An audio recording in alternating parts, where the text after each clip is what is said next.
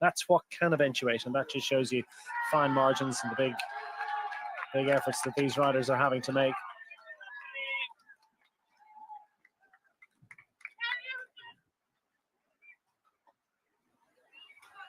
Meanwhile, the breakaway group with Yasha Sutherland still here.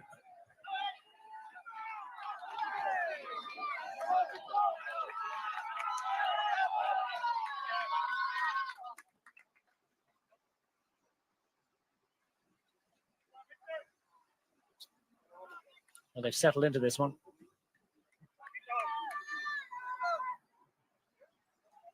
Johan Jacobs certainly proving equal to the challenge of working with Victor Campenaerts as well. You might expect from the Swiss rider, 28-year-old Swiss rider who was second in Paris-Roubaix Espoir back in 2019, so 16th in this race in 2020. Doesn't sound that impressive, but clearly he's a rider for the classics. As Brugge de Panne and E3 in his legs over the last week or so.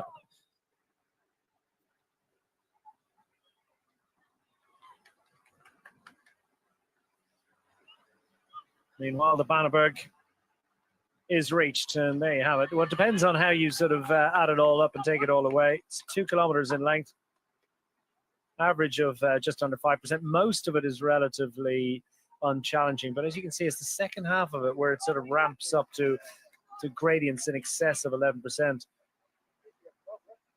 Just as I say, how well Jacobs was riding. Clearly, Victor Campenaerts feels that he can just go that little bit faster. And that's what we love about Belgian Classics racing as well. It is random aspects to it. There's plenty of team tactics, lots and lots of chess on wheels, but also it's who's got the strength on the day for what's just one big smash fest from start to finish.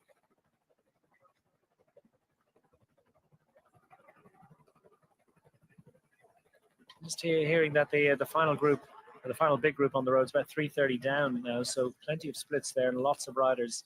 You've got to struggle to come back to the race from a gap of 3 minutes and 30 down. But this group you're seeing here is large enough in number and representing enough teams that it's really the fulcrum around which the race is pivoting.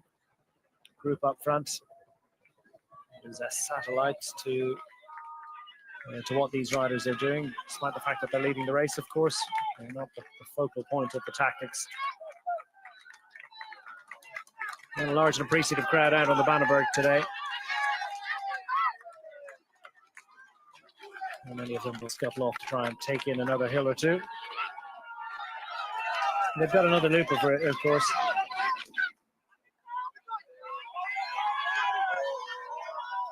Second look at the Banneberg coming with just under 40 kilometers of the day remaining, so plenty to for the fans on the side of the road to see, but numerous opportunities. And the Kemmelberg, 3 times up the Kemmelberg, albeit the final times from a different direction. Cruel ascent that is. That in the cobbles, it's super demanding. And what about that? The ease with which Victor Campenaerts has just cruised up and onto the tail of the breakaway group. His Melissa bike now represented up front. Campenaerts always has his fans. Hugely popular figure in this part of the world and beyond.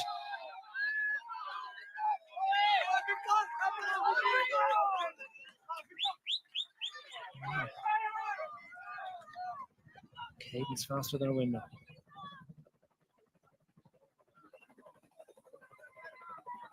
Numerous ways up the hill. Respect and applause is for those that choose a bicycle today. Come out of the front from Sudal Quickstep. Clearly they're happy enough to with the presence of Tim Merlier in there. I can only assume that, oh, there he is, yeah, a little bit sort of halfway down the bunch at the moment and safely in. And after all the echelon scrapping on the Demuren section of this race, on the polders, on that sort of flat, open, wide open plains near the coastline, Well, it's a relatively large peloton that has managed to retain an interest in this race. The breakaway group, remember, it was down to about 19 seconds their advantage. The peloton significantly dropped off the front. There's the very exciting windmill, the Weststuter.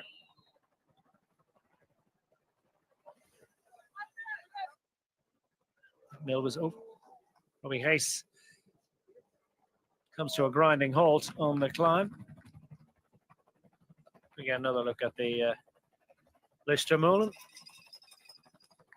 built between 1801 and 1805. Fell into disrepair. They rebuilt it back in 1961.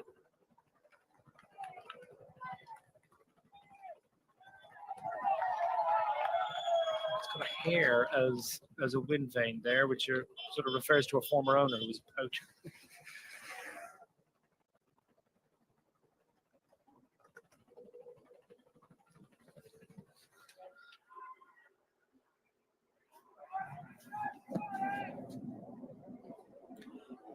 So Oliveira back on the front, and this is the sort of concertina effect, the yo-yo effect. The gap shrinking and expanding and shrinking and expanding, and the elastic eventually snaps 4 riders further back in the day.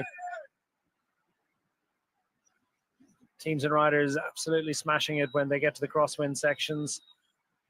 And on the approach to the climb to get into position, very often the climb itself, certainly the early, the first sense of these climbs, not quite the level of intensity that we're going to see the final time up. Peloton, it looks pretty much intact. They hit it again with the prospect of our third hill of the day, the Monteberg. Monteberg into Kemmelberg on the Belvedere side. This climb's coming in quick succession, so this is a big moment. Everyone's going to want to be in position at this one.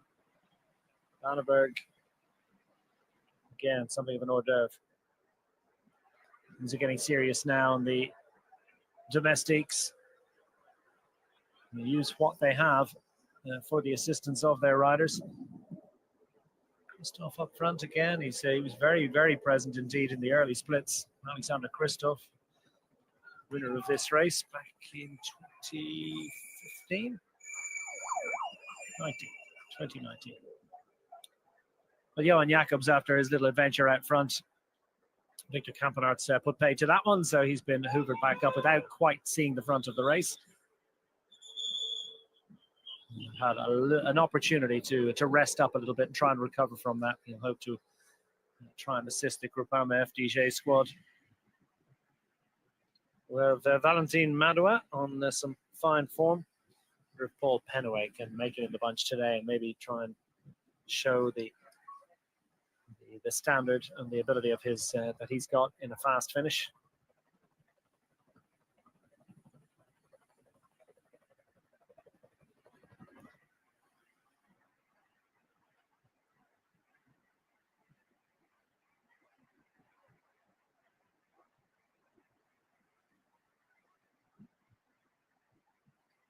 Swinging around at the back is Marius Marho for the German rider for the Tudor Pro Cycling Squad, who have, as I mentioned earlier, got Matteo Trentin looking very strong indeed. Will that group be able to reattach itself as we go past another one of the numerous cemeteries that are dotted around this region? It really is sobering to see. Each and every one of those cemeteries are dedicated to a particular force or a particular battalion, very often a particular nation. So many different nations descended on Flanders fields. Many of them in support of small nations. Monteberg, 1.5K. Again, this one's a hill of 2 halves, albeit the tougher bit is the early part of the climb. It levels off towards the top, which is where these riders are now. Inside 90 to go. Quick reminder, we'll have finished our little bit of a climbing expedition by the time we come to the third and final assault on the Kemmelberg. That's with 34.3 kilometers of the day remaining. Impressive, impressive rag that he has there. Victor Campanarts, as he brought along his scarf that he likes to wear.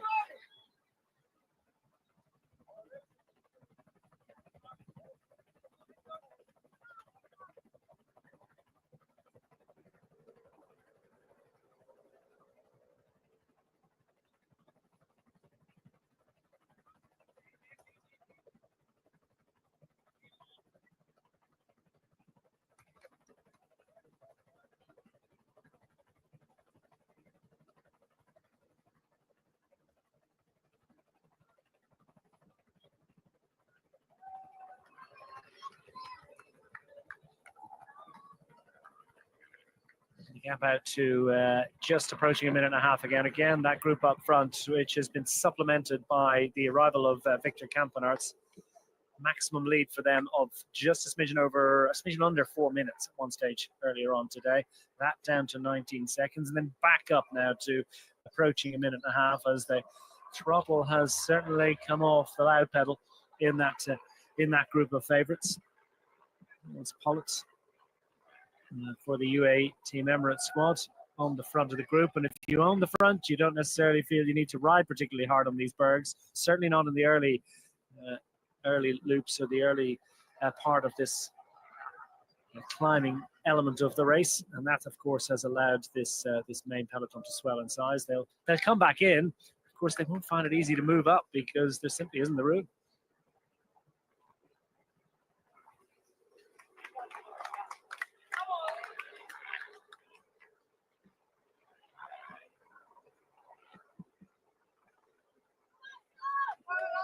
Been out close to the front as well. This Melissa bike squad, an important ally he will be for Olaf Koy later on. Mayhofer still in, not much enjoying the climbs at the moment. Vito Bratt as well, flirting with disaster here. The Intermarché Wanty squad struggling for wins. I think they're one of the few winless squads, the only winless squad in World Tour at the moment.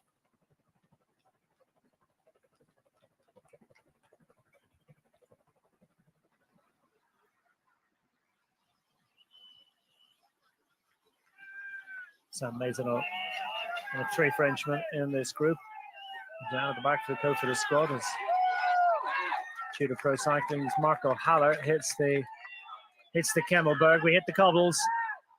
The Belvedere side, it's the longer of the two sides. It gets up to a maximum of 16% very briefly. Only 13% stretch. And these cobbles really are brutal. Albeit we've got a dry day, so that's something. So if you haven't got the power, you won't be able to deliver. And this is a really, really impressive display here of cobble climbing from Max Walker, the young Briton. He's 23 years of age. What a thrill it is for the man from Douglas in the Isle of Man. Yeah, tend to get a lot of wind in that little island in the Irish Sea, and I suspect the crosswinds haven't been that much of an issue for Max so far today. How strong is he?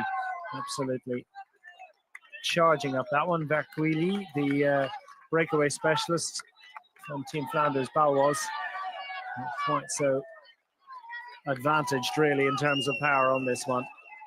Haller just timing his effort. Walker maybe just made too much of a push, and Haller wants to press on just as they reach the top, and this is the moment where you really want to make a huge effort to ensure that you are involved up front, or you stay involved up front. Leroux, Samuel Leroux, being distanced and detached. His teammate Alexis Brunel, who, as I say, has already got a win in the Belgian Classics a couple of weeks ago on the GP, the Grand Prix Jean-Pierre Montserrat. Meanwhile, the Peloton, let's get a look at this. Not so easy to control, and they want to make it count. Want to really make the Kemmelberg an appointment to try and show what you're made of. And the Global Border Hansgrohe squad have plenty of strength in there. Lawrence Pithy has looked really good. Made every significant split so far. Never yet been in recovery mode. It's always been he's always been on the front. Just outside of Michael Matthews in the group for Team Jaco Alula, a bit further back than might be advised, albeit you can play it. Look at this. Pedersen hits it using their absolutely stunning form. Still 86 kilometers remaining. But if you want to make this count and you want to ensure that the group is not going to be a big sprint finish, as we see Biniam girmay coming through some way adrift, and he will absolutely be definitely hoping that this will come down to a big group sprint at the end and that they can plug any of the big gaps. Alexander Kristoff further back than he was in the crosswind sections. He too will be hoping that they can fix any problems that might have been created by Mats Pedersen up front. That's this coming down off the Kemmelberg first time round. One long line. There's not more than a couple of seconds between any of these groups. He would be of a mind that they're going to be able to weld this one back together again, but that has caused problems for a few riders, you can be sure. That has burnt a match or two.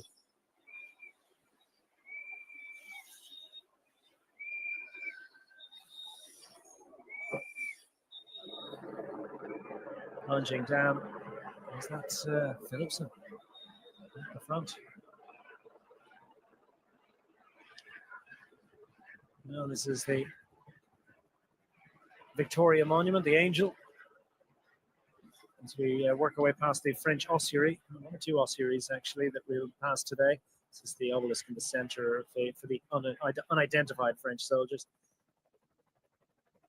It's the goddess Victoria, to commemorate the many French who fell here, particularly in the battle in April 1918, fighting at the Battle of Kemmelberg during the German Spring Offensive.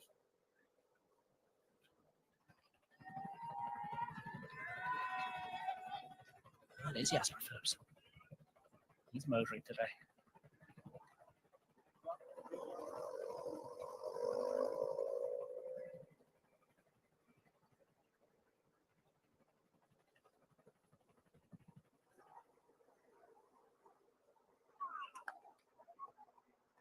So first, Kemmelberg, the first time of asking.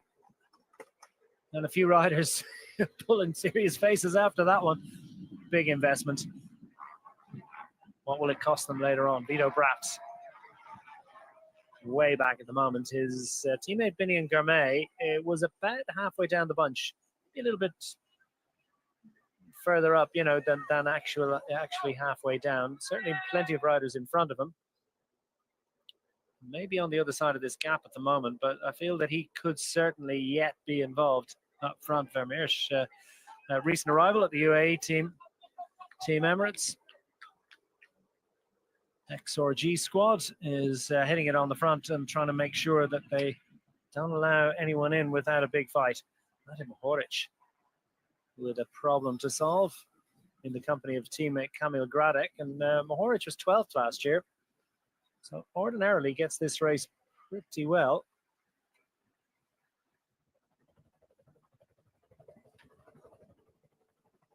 Everyone will have a story at the end of any Belgian classic. That's the way of it. These Flanders Classics just creates so many different moments throughout the day for each and every rider where they have a problem to solve. There's the road furniture or the bergs or the crosswinds. Cobbled roads, plug streets coming up very shortly. Meanwhile, they're still out front, Giving up on this one just yet.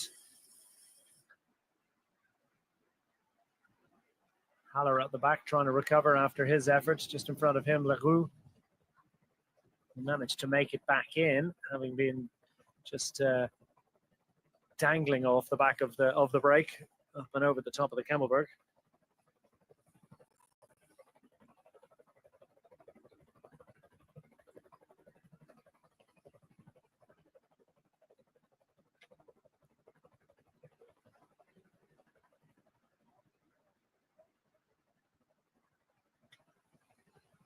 Kemmelberg, of course, as it's named, Celtic god of war. Seen real war in this clay war, you might call it.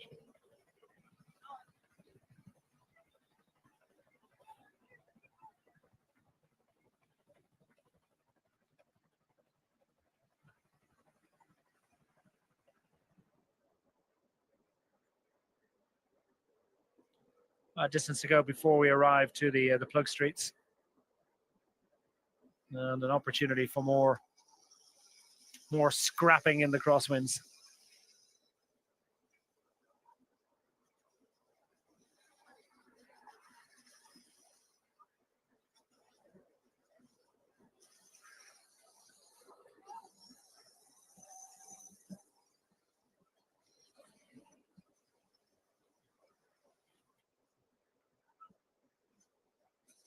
Amir has a little look. Oh, there you go. Look, girmay, well represented in this one.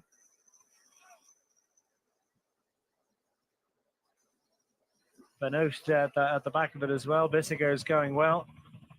This is the second group on the road,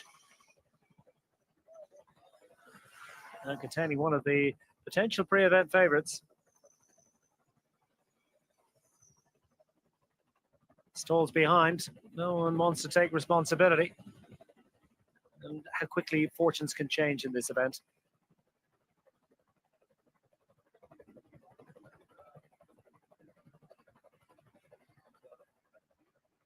Everyone hard over to the right-hand side of the road, offering absolutely zero shelter if they can possibly manage it to any rider coming behind. Wind, of course, coming from the rider's left at the moment. And the Alpecin de Koning squad had Philipsen well up. I wonder if he's in that slightly larger group that you might call the second or third group of favourites. So we reach 80 to go. Well, the fractures happening on the hills, then they put it back together again, then they find themselves splitting again the crosswinds so quickly. Jordi Meus, we saw off his bike earlier on after that somewhat over-ambitious dive bomb. Big Belgian sprinter. Calling for service of an urgent nature. Has he got a puncture? Well, if he does, it's not evident at the moment. You'd only see it at the bottom anyway, wouldn't you? It'd be flat at the bottom. And it wasn't. So yeah, no puncture at the moment. So I'm not sure what that was. Maybe he's calling for a little bit of food and drink. Of course, that is the modern way, isn't it? Up to 120, sometimes more grams of carbohydrate per hour. Quilly, we saw it detached on the Kemmelberg at the first time of asking. So the Team Flanders Baloise rider from Kortrijk will be dropping back into the lead group of favourites here, which is a select group. So he'll hope to hang on with them for as long as he possibly can.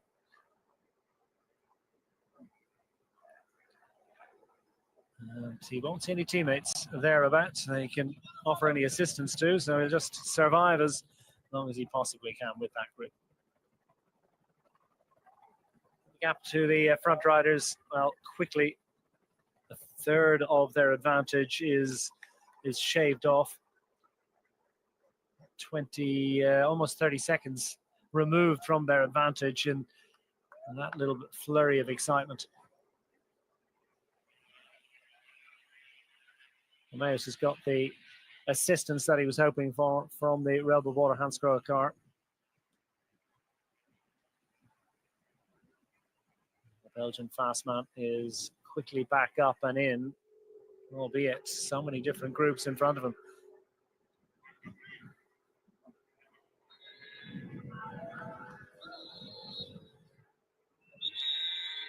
Yeah, just how committed are all of the riders in here? Max Walker just looking around, and oh, that was impressive, wasn't it? Nice little piff off that right-hander, followed quickly by a left-hander and just chucking it around there.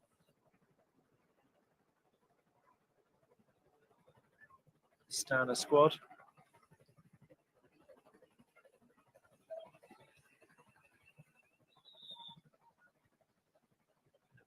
Case Ball, Max Cantor, Davide Ballerini. He's got some good form. Might be the kind of course for him.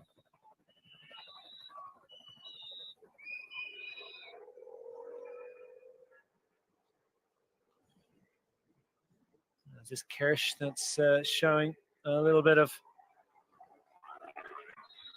eagerness out the front. Girmay pretty close to the head of affairs as well. Florian Vermeersch as well is on a good day for the UAE squad.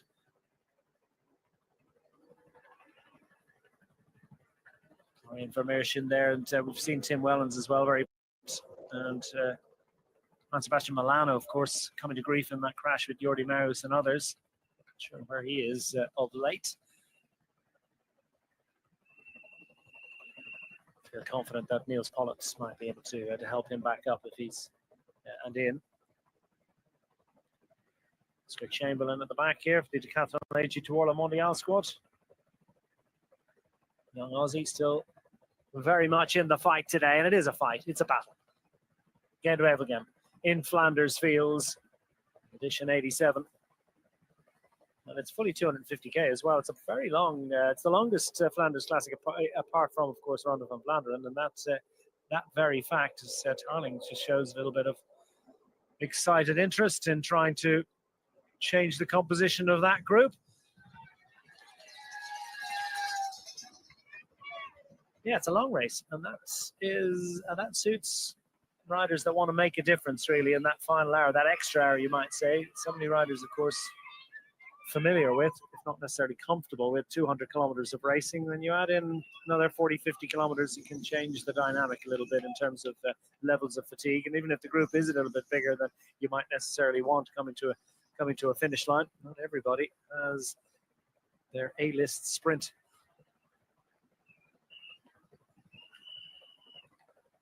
It's the Irish Peace Tower on the right-hand side, you can see.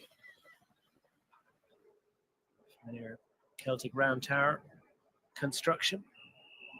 Reminiscent of so many Irish, north and south, different traditions that fought alongside each other.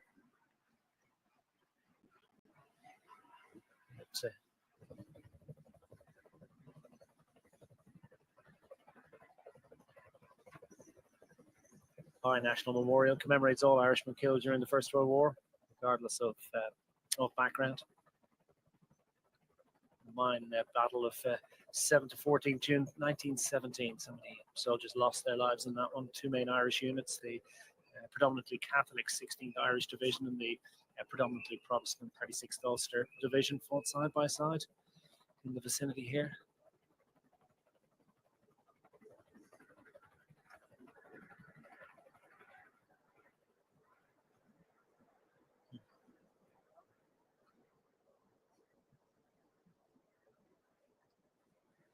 Bissiger is enjoying this one for the Decathlon AG Tour Le Mondial squad. The Swiss rider has been to the fore in an awful lot of the crosswind racing. Indeed, there are 10 national time trial champions and 2 national road race champions in the field today. A European champion as well. But 10 national time trial champions, and so a lot of them have been very prominent, particularly in the first couple of hours of racing, as you would expect. Lots of big watts. And we've got not a national time trial champion, but he is a very, very experienced and former national time trial champion indeed of Belgium, Victor Campenaerts, world hour record holder, and the rest. Gap hasn't quite come down. Said Degenkolb just trying to force his way to the front. One of 4 former winners of this race. And everybody wants to get in position. We're arriving in the Plug Streets. This is Hill 63, so named because, well, it was on a hill at 63 meters of altitude. Plug Streets, by the way, is an English corruption of the Dutch name, Plugstraat.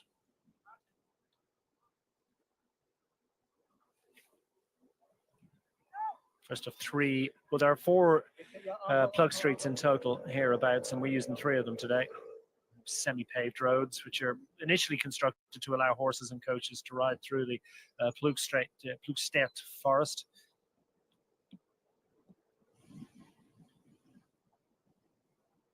We're going up to the Hill 63.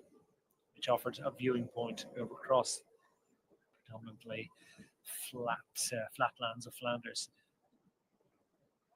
And they come in quick succession, and they cause all sorts of anxiety and hardship for riders who not got quite as much power as they had earlier on in the day. And among them is Samuel Leroux, who ironically, with friends like that, his teammates, Alexis Brunel is on flying form, is on the front. And well, they need to get their skates on. There can be no favors given at this point in the proceedings, because the breakaway group need to ensure that they retain as much of an advantage as possible through this sector. You can see splits in abundance, but well, a lot of riders still encompassed in one shot from the helicopter here.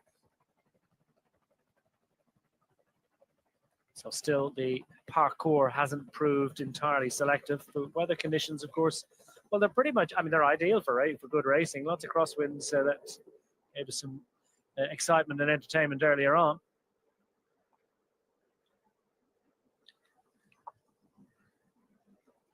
Of Coy and friends, including some other really big names, staying close to the front, and Marco Haller as well. Brunel, Campenarts, Oliveira. Just a little bit further back with Liepens finding himself with Sutherland, and a gap to try and fill to get up. Maisonneuve of the Cofidis squad also. And here he goes. Hits it again. Pedersen is absolutely flying. And who's there? Annie Philipsen. Amstin de Koning vanquished 12 months ago by the sheer class of Mads Pedersen, overcoming Mathieu van der Poel in the final sprint into Wevelgem.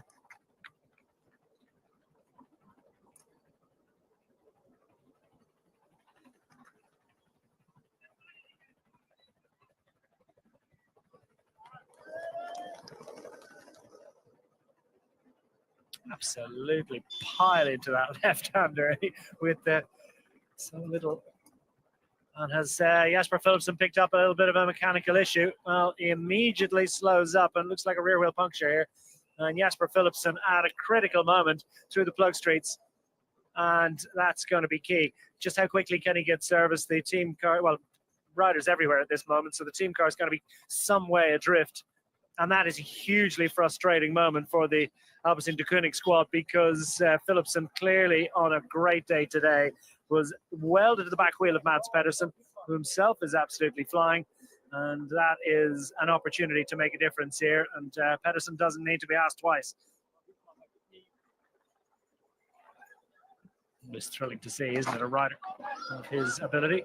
The moto cameraman has rather physically challenging run across that little bumpy section. Need to stay out of the way as best they can, and they do such a wonderful job of bringing us these images in really challenging terrain. It's a technical challenge as much as a physical one, and that's a difficult moment. It's Coy, Olaf Coy, off his bike, nursing his elbow, and well, both Coy, who was well up, and Jasper Philipsen out of the front of the race. I was wondering where he was actually when Mads Pedersen went on the attack. And he doesn't look as if he's feeling it right now. And I think it's just favoring that left arm a little bit in a worrying fashion. Make a right turn here. They're going to get a little bit of tailwind. That's well, hugely.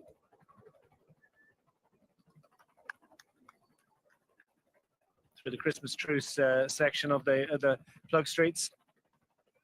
Of course, this named after the famous truce of Christmas 1914, and the weather had made things a little bit difficult for warring, so they decided to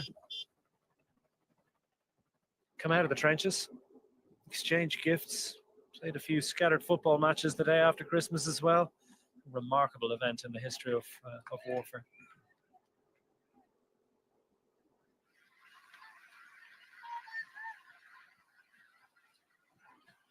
So the plug streets are claiming a few victims here. And Mads Pedersen doesn't need to be asked a second on a second time. Bergmoos, is it in here for the Lotto squad?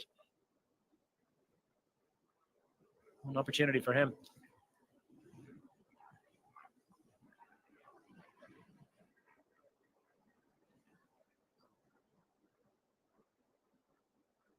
It is Jenno Bergmuth, the Lotto rider, won the Moor Classic Gerardsbergen last year.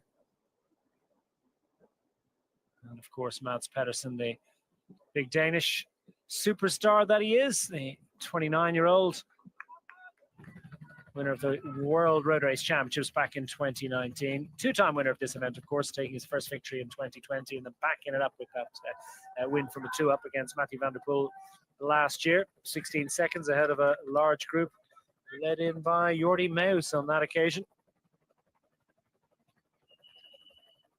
It's a big name sprinters that have been a little bit inconvenienced of late.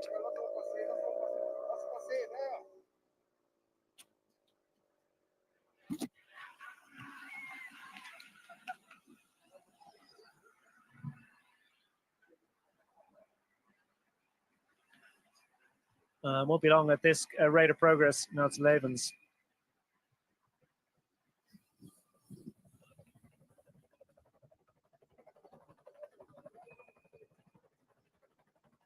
Apologies. Yeah, Arjen Levens, the Belgian rider for the Lotto squad, is in there as we make our way past the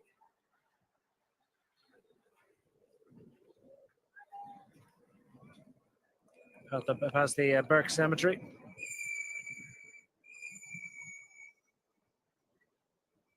Memorial to the missing, erected in 1931. 11,447 graves there, all unmarked.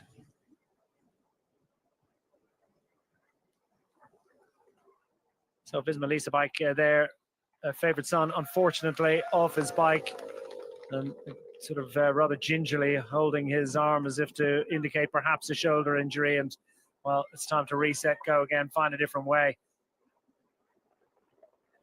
And they've certainly recognized the danger of what's happening now, because quickly a 10-second gap has opened up by Levens and more particularly Mads Pedersen, who's the big engine up front. Meanwhile, more difficulties, this time Mikkel Bjerg.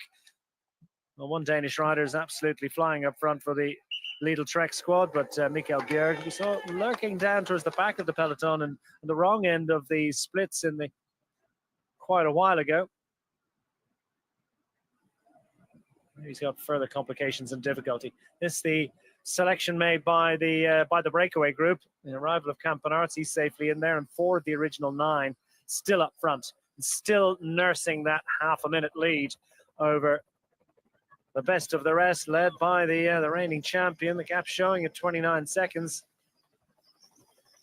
Well, they've picked up a couple of riders from that Breakaway group. Liepens and Jascha Sutherland. Sutherland in the Jaco Alula purple.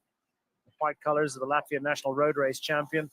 Born with pride by Emils Liepens from the Q36.5 Pro Cycling team. Pedersen is driving it here. Another appointment. The Plug Streets offering an opportunity to show the strength that he has, but more particularly to maybe just take a little bit of the strength out of some of his big rivals. Girmay loitering relatively close to the front of that chase group behind. A group that's large in number, not quite as large as it was. And we remember, it's the banner there for Antoine de Motier. Of course, we remember the tragic circumstances of the 2016 edition of Gent-Wevelgem near Newcastle. The Belgian rider fell. 4 others died later that night. And he rode with the jersey number 192. And so in 2017, that remembrance banner was placed for the first time at kilometer 192 at the top of the Rosenberg. And over the Rosenberg, it's a climb made famous by and used in training extensively by the late tragic figure Frank van den Broek.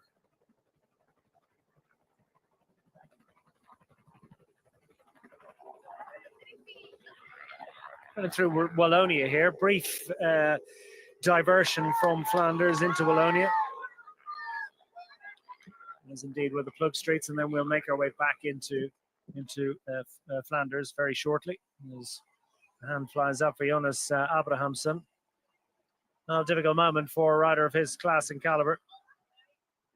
Second in Dwarsdor Vlaanderen in 2024. The Norwegian rider for Uno X Mobility. Still a representation up front. Numerous indeed riders in there. I spot 3 jerseys quite quickly. May have 1 or 2 more. Girmay is in there. And looking good. First time up the Kemmelberg, just maybe in the first third of the bunch. Then made a split over the top. So now Campanarts on the front. Brunel, Walker, Haller, and Roy Oliveira in turn. And every chance that their erstwhile breakaway companions, Emils Liepens and Maisonneuve, are going to be. Oh, he's finally got a wheel. So is that another one for Jasper Philipsen? So Jasper Philipsen up front with Mads Pedersen, off his bike with a puncture. I can't believe it's taken him that long to get a wheel, although you never know. He's relatively close to that group, so I wonder if that isn't a second change in quick succession. At any rate, you can see the peloton in front, but he's flying solo. No one to assist, and that cavalcade, it's not quite the same as you'd see with a lot of other road races where cavalcade is sort of uniform, and it's easier to sort of work your way up through it. I think it tends to be a little bit more chaotic in these Belgian classics, albeit nice little barrage created by the commissar there. It had the effect of forcing those cars to slow as well, and they were dutifully. Great experience indeed by all of the DSs in the car, and they've just moved to the right-hand side, give Philipsen as much room as he possibly can. Philipsen a little frustrated. He's having to close this gap himself. Looking for his own car, maybe just to grab a bottle and maybe a gel or two before he makes his way back into the back of that peloton. And tiny little boost out of that as well. He won't say no. Nothing beyond the bounds of acceptable assistance. Just an inevitable byproduct of the delivery of that beat-on, which he is going to need. Campanarts looks comfortable, doesn't he? But he always does. Just such a wonderful, smooth style. Up and onto the smooth tarmac. Still Pedersen, not quite at the front of this race, but it's not going to be long now. Jesper Sutherland has been detached. And his time out front is at an end. Philipsen's up front, a couple of teammates to try and assist and bring him back up to the front. Kielik and Van den Bosch.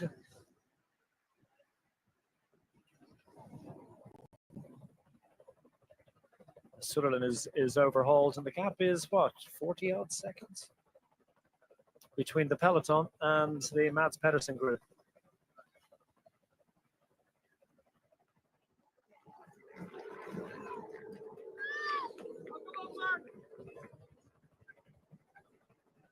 This is a big investment by Pedersen.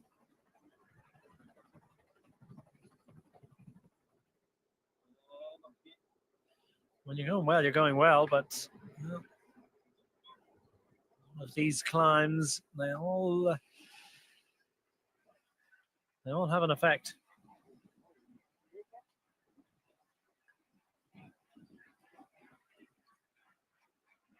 And you got to say that's excellent work being done by Lievens, Arjen Lievens, the Lotto rider who's come with Max Pedersen for the fun. As Pedersen arrives at the front, brings Liepens back into the fold, much to his gratitude. Maisonneuve as well.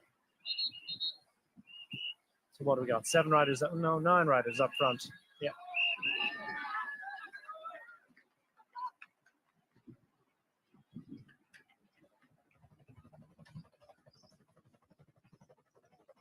So 6 of the original break plus 3. Campenarts, Pedersen. And the Lotto rider, Levens.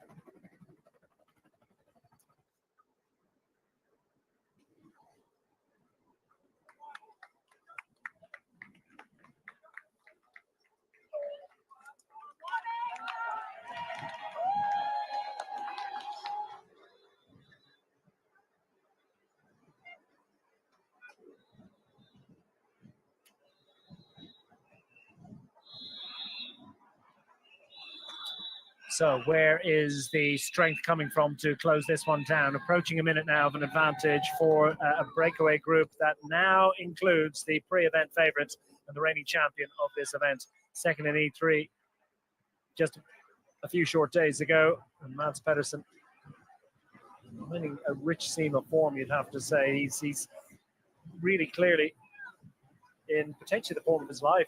So he certainly thinks. And didn't have any problems. He was actually thrilled with the second place finish in E3. He said, it's absolutely the best I could have done.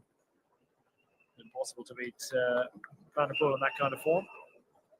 Well, as I point out, he did actually win this race against the great Dutchman last year, who is not present today. The Absinthe de Koning squad hopes pinned on the shoulders of Jasper Philipsen, who's in the chase group behind. What did that take out of him? The effort of closing up didn't look as if it was too challenging. Van Dijk on the front for the Red Bull Bora Hansgrohe squad. Two Dutch twins, Mick and Tim, are in that lineup. Clearly, they believe that this one is worth chasing down. Clearly, that's all you need to know, I suspect, to tell you that Jordi Meijers is safely in there. Who else have they got? Danny Van Poppel, been 5th in this event back in 2019. He was 9th a couple of years ago. He's gone again. Mads Pedersen absolutely driving it. They're a spent force really in that breakaway group. Victor Campenarts finds himself on the wrong end of a split, so just has to fix that one again. And Rui Oliveira happy enough to tap through. Impressive show of strength from the 28-year-old Portuguese with the UAE team. Marco Haller, bunch of tickets at the back, thinking about the climbs to come, and we're not that far from the next of them. The Monteberg beckons. –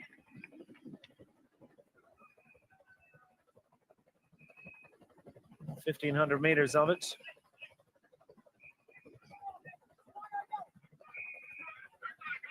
That's well, we're only a couple of kilometers actually from the lower slopes of the Monteberg, so a little rethink on the front of the peloton, but with a gap at 55 seconds.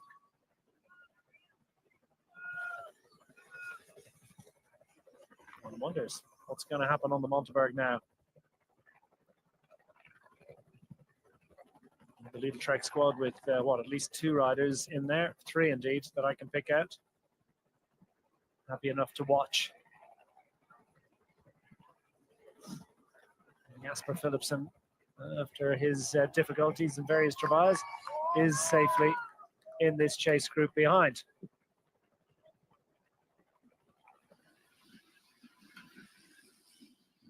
Tom Squinch, Alex Kirsch, and Jesper Stuyven are in that chase group behind for the Lidl Trek squad. Certainly won't be assisting right now, and it's back-breaking work. Well, we're about 190 kilometers in the legs at this point. It's a pretty long spin by anyone's standards, but they've still got 60 kilometers left.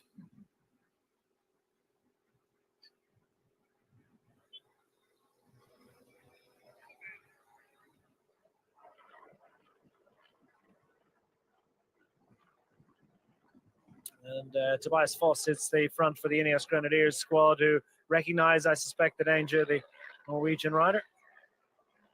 Too aware of the challenge posed by Mads Pedersen, leading a group. Now, having opened up an advantage of a minute, the Ineos Grenadiers squad have been on the attack a lot in recent races, reverting to type a little bit by setting the agenda and setting the tempo. in chasing the others behind, in chasing that group up front and supporting this group's hopes. Tim Merlier's in there, the European road race champion for the Sedal Quick-Step squad in the white jersey. Some big sprinting names still very much involved. Ostolaf Koy, but well, we believe Meus is in there, and we're certain that Biniam Girmay is there. Jesper Philipsen, Tim Merlier. It's a who's who of World Tour sprint superstars. Pretty useful sprinter on the front of the race right now, though. But Mads Pedersen doesn't want to go to the line with riders of that ability, and this breakaway group is about to split. Arriving onto the Monteberg, second time of asking.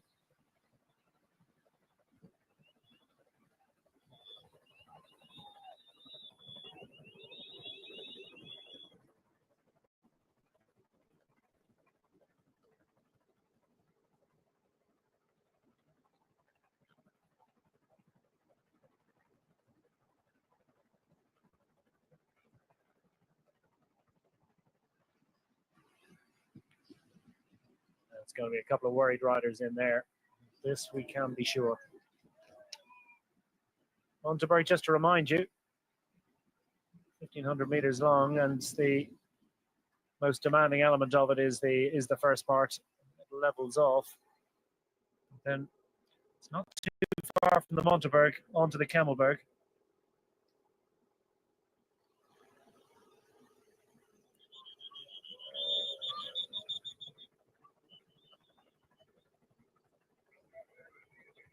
Peloton makes one of those hard right or left turns that are dotted around Flanders and up these farm roads that through the week are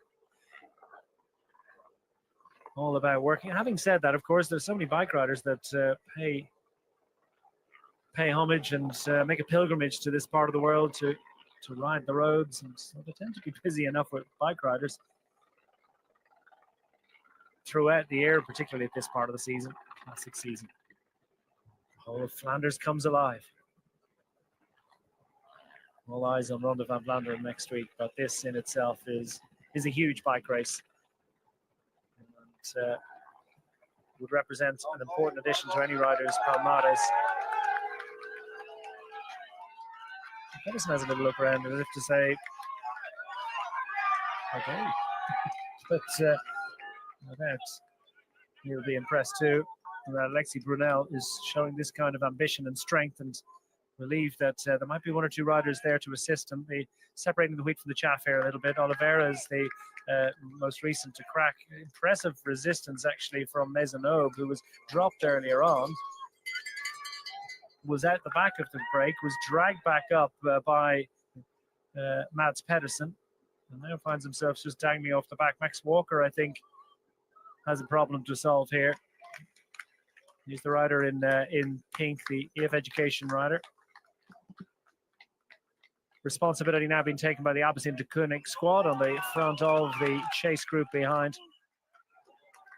There's the back of the peloton being detached once more. Samuel Naroux, who was part of the early break, and now finds himself off the back of the peloton.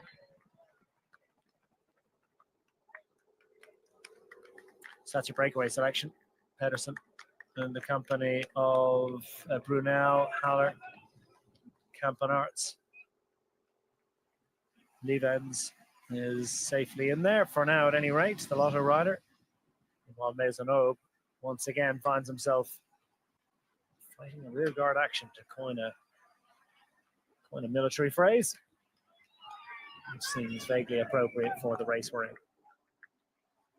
And that gap's still hovering at the minute mark.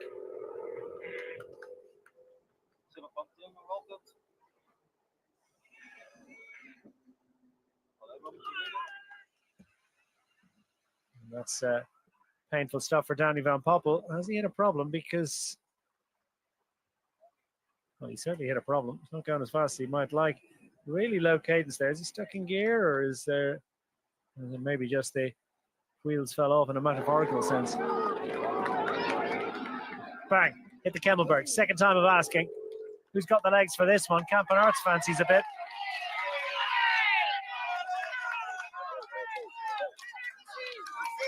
second time up the Belvedere side, and the Breakaway group is shattering. Pedersen's still equal to it, but it's Campenarts that's doing the damage here at the moment. Haller is still very impressive in hanging on as long as he is, but Mads Pedersen eases up onto the tail of the Belgian.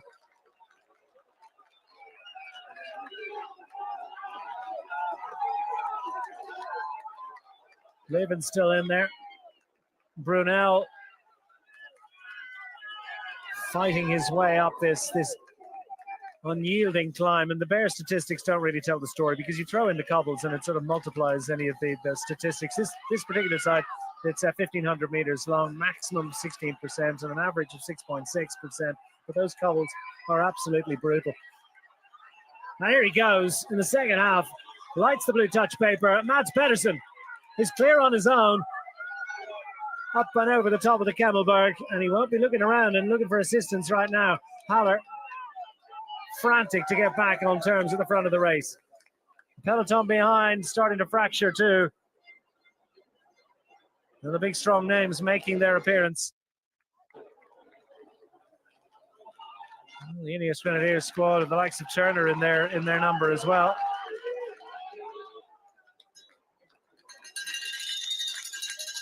And over the top, Haller and Campenarts, probably close enough. Levens as well. Meanwhile, Oliveira anxiously looking around for what he knows is coming. He and Liepens about to be visited by the front half of the peloton. Selection being made. Harling is it, and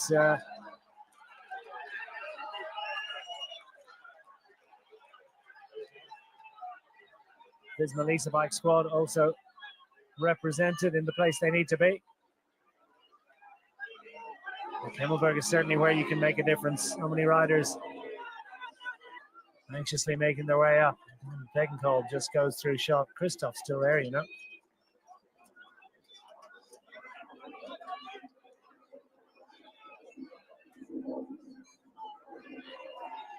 Jonathan Milan in that group as well.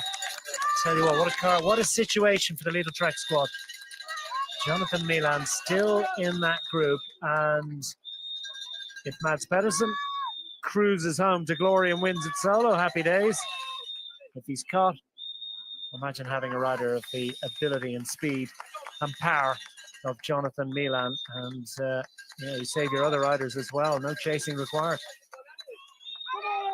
Strong scenario at the moment for the Lidl Trek squad, but well, can't say it often enough. Classics racing, things change very quickly. The note through shots close to the front as well. Maybe one of the Van Dijks that was just on the front for the Visma Lisa bike squad. Hollis and Trentin had contrasting fortunes today. Whizzing past, and Trentin at least knows that he's got a teammate. And what about Haller here? Actually knows that if you're going to do it, you probably need to do it now in terms of getting across. Campenarts makes his way up onto the tail of Marco Haller, but they in turn really need to go up and over, because if they don't, they're going to be caught quite quickly. Jorgensen, yeah, Jorgensen indeed. He's absolutely motoring.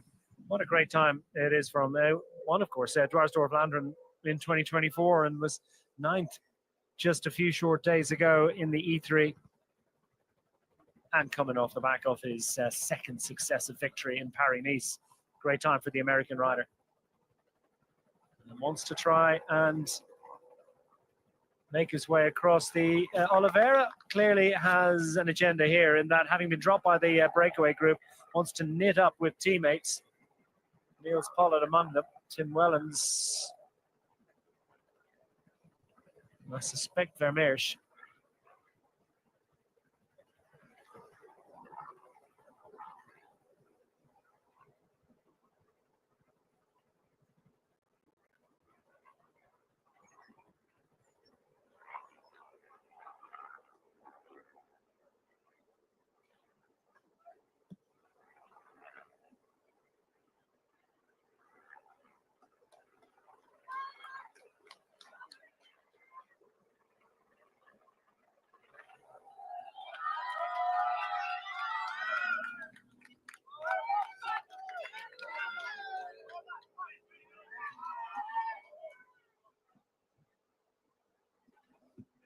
Well, he's solo rating now, the former world champion, Mads Pedersen. And it's an interesting scenario, isn't it, for the Visma Lease bike squad with Victor Kampenaerts chasing now. Does he think about Jorgensen behind? Does he even know about Jorgensen behind? Can he calculate it? It's still quite a distance, isn't it? It's about 46 seconds back to Jorgensen. And indeed, he too, in turn, has been hoovered up by the remains of that peloton, which is probably about 20 riders.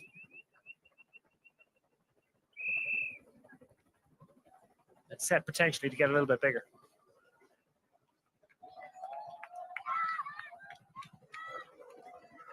We're going through farmer country here. We're enjoying these classics. Thanks very much to all the farmers indeed. It's farm roads, as I mentioned earlier, that we're racing through here, and the contribution made by the wider community in Flanders and throughout Belgium to the smooth running of these events is, well, it's a joy to behold. Just a total immersion, actually, from the entire community, and of course, mostly an agricultural economy, an agrarian economy hereabouts. It's part of Flanders at any rate.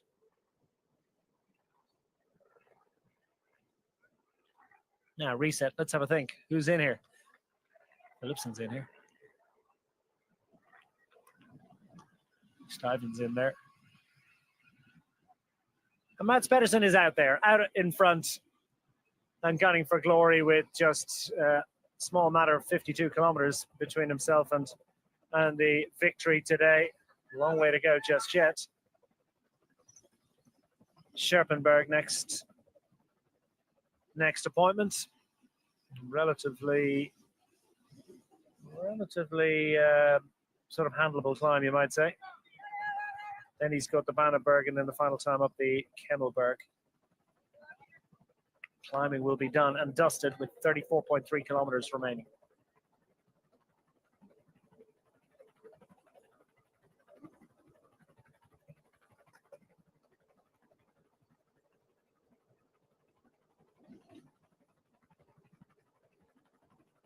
Big chase on behind. Peloton, small in number, but set as well. As almost inevitably, you've got riders looking around to see where their team leader is, where their fast man.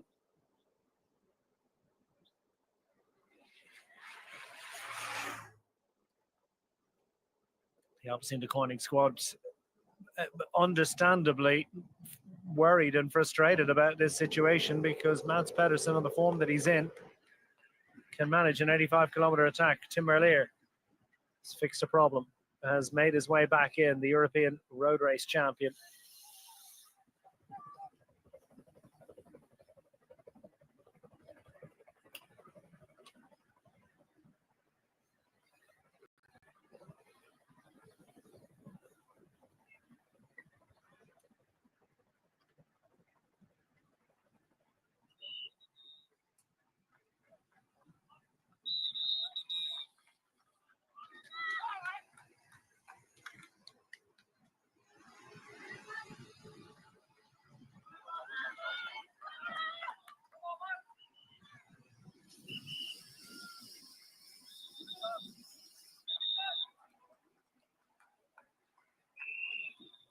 So gap holding at 15 seconds.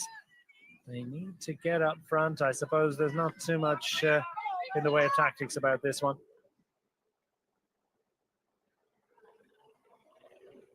How much strength is there as the breakaway riders continue to be overhauled? Tells you enough as well about how committed this peloton are behind. Because where earlier in this race there might be a little easing, so slightly an easing of the intensity in between the climbs and the bergs. It's a little less so now. Coming into the business end of this race. 50k to go. Final fifth of the event begins now, and this is the final in every sense.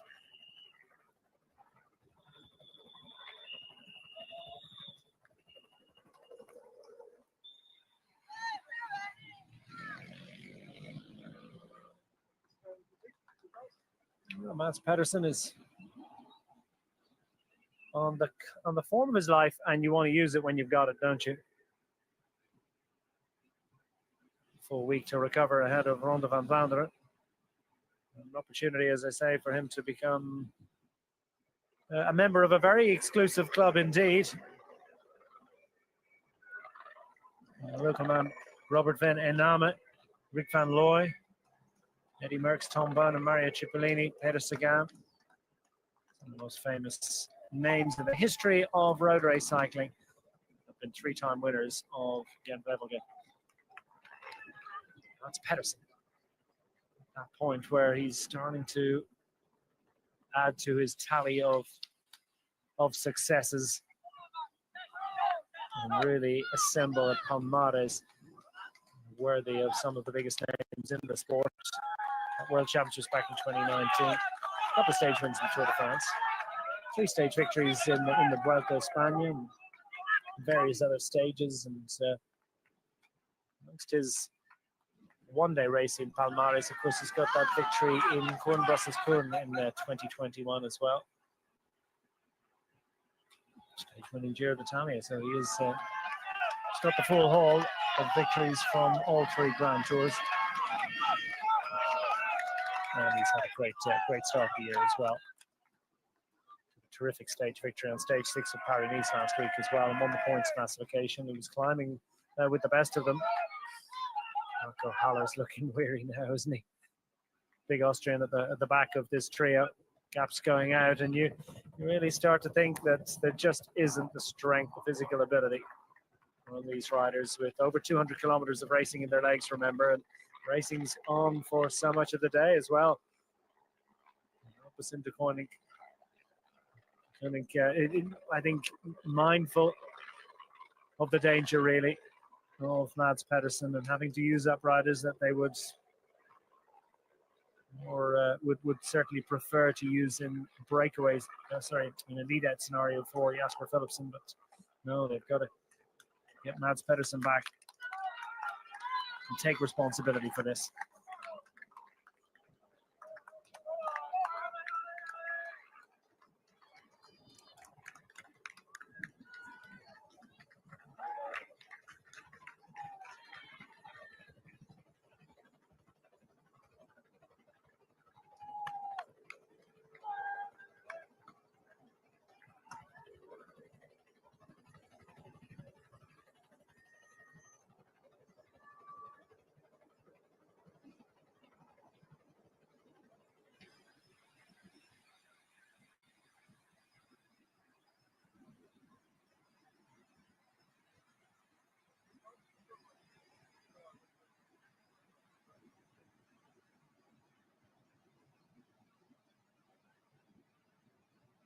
Scheduled to do the full week, of course. He's entered for the Dwars door Vlaanderen on Wednesday, and then, of course, the big one, Ronde van Vlaanderen, coming up next Sunday.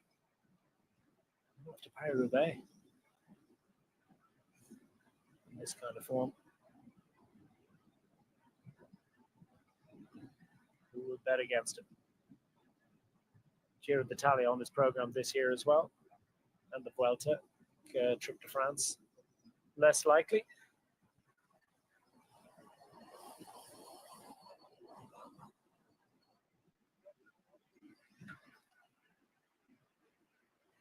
Three big wins so far this year as well. And 7th in Milan-San Remo for Mads Pedersen, for Victor Campenaerts. They continue to ride, and they continue to control an advantage of approaching 40 seconds over that main peloton behind, but hopes must be starting to dwindle a little. Question is just what sort of firepower is there left in that group behind. And remember, we've got some climbs to come. Are we going to see a radical shift when we come to the final hills coming up?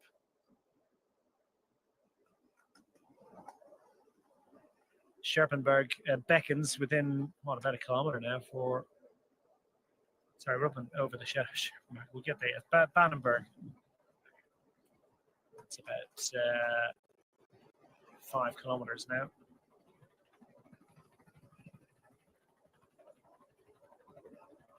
for your leader up front.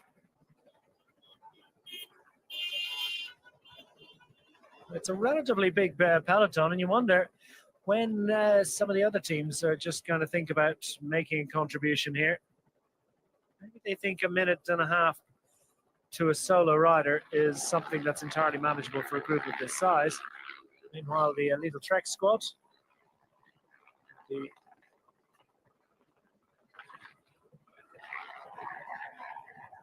stay as close to the front as possible without quite going on the front.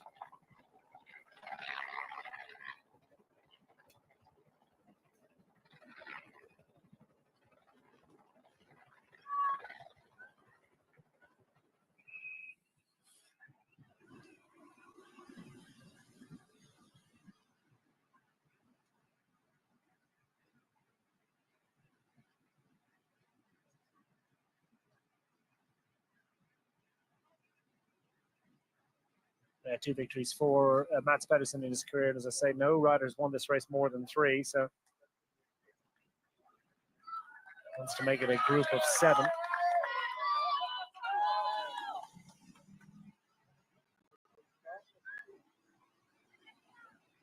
Absolute total commitment to that left-hander. Weather conditions promoted, of course, and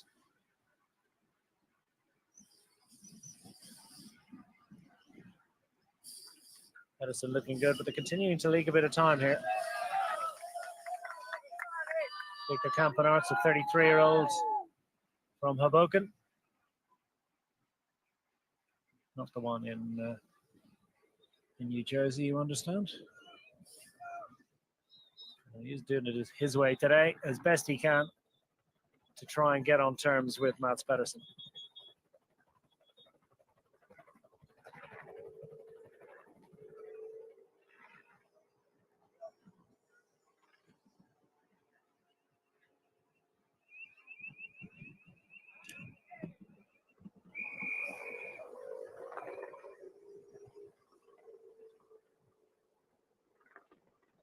They keep a manners on that one. The Little Trek squad want to make sure they're close to the front, but definitely not on the front. Just sort of discourage any other riders from making their way to the front, not impede their progress in any real sense, but just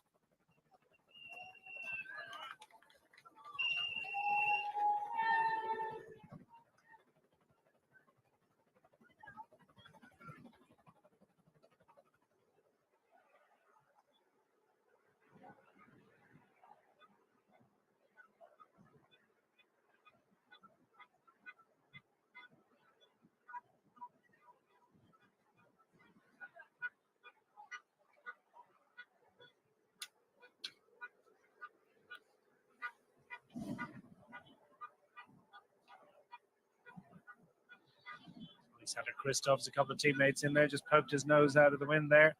2019 winner of this race, announced in recent days that this will indeed be his final year in the peloton. It's been a marvelous career, to say the least, included that European Road Race Championship and so many other big successes. And, Alexander Kristoff giving himself a racer shot of getting involved in the fight for honours today.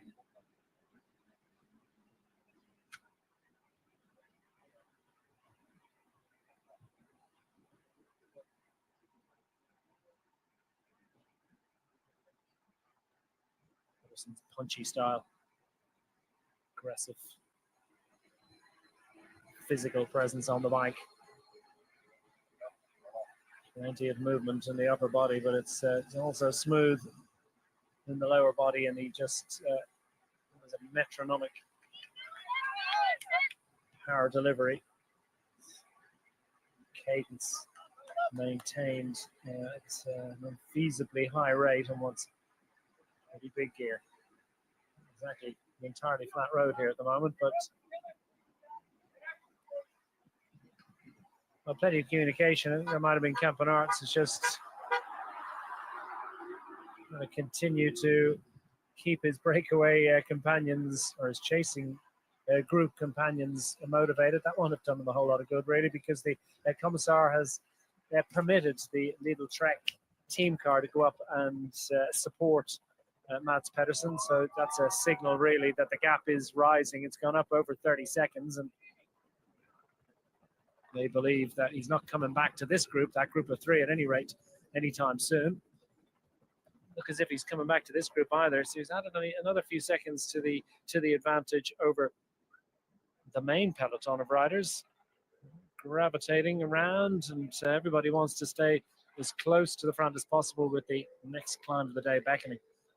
And indeed, counter-attack, somewhat surprising counter-attack from the Decathlon AG Dwarf squad, for whom Bissiger has been very prominent so far today. Stefan Bissiger, he does like a solo raid. Maybe this looks a bit more like it might be Nassens, is it? Dries de Bont instead for the Dries de Bont. Well, he certainly is an attacking rider. Trying to salvage something from the day for the Decathlon AG Dwarf squad. Does he believe he can race across a gap a minute and a half to this man, or is he thinking, get out front and hit the bergs early? It'll still be clear when we get to the bun fight still to come on the likes of the Vandenberg, the Kemmelberg.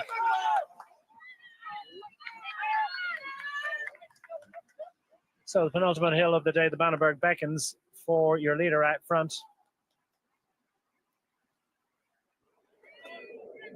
Meanwhile, Dries de Bont has a brief assistance from the wind.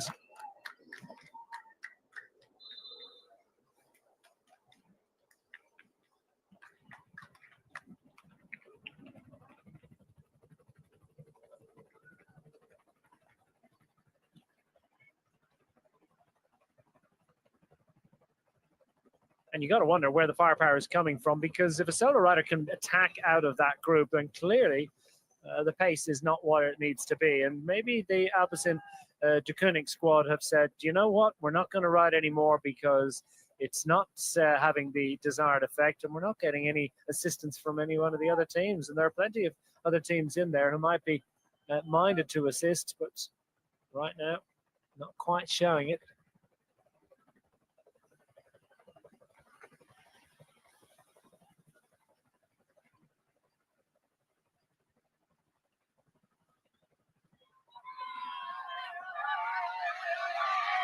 No tactical considerations required for Mats Pedersen. Lidl Trek rider gets plenty of encouragement as he hits the Vandenberg. Average of just smidgen shy of 5%, maximum of 11%.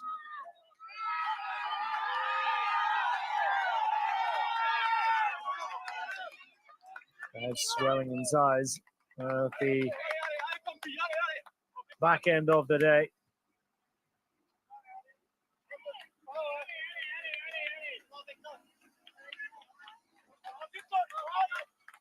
It's a 2-kilometer climb, and this is the most challenging aspect of it. Well, Dries de Bont hits the Vandenberg and hits it racing solo. 33-year-old Belgian, stage winner in Giro d'Italia back in 2022, and plenty of other big one-day races, albeit of a slightly lower level than this particular event. Did, of course, win the National Road Race Championships of Belgium back in 2020, and got to wear the black, red, and yellow colours of Belgium for a year then. And big time for him. Former Alpecin De Koning rider has been with the Decathlon AG Tour squad since the beginning of last season.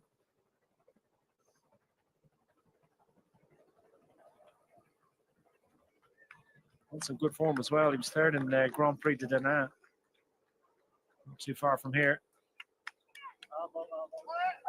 This figure just somewhat nonchalantly suggests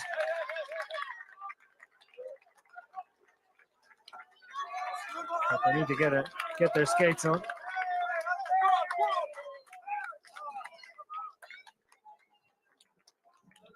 And Total Energy. And they have Anthony Turgi.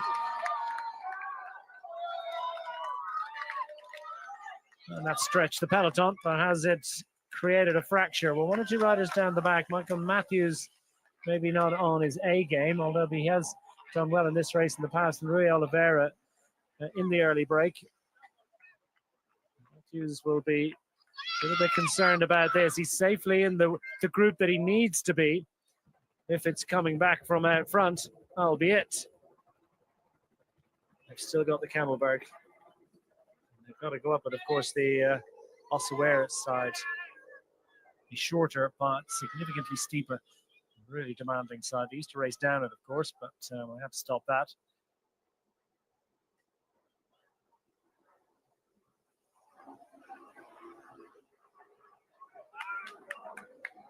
Time for a little bit more attacking. Matter perhaps is for the Groupama FDJ squad. Just jogs to the front.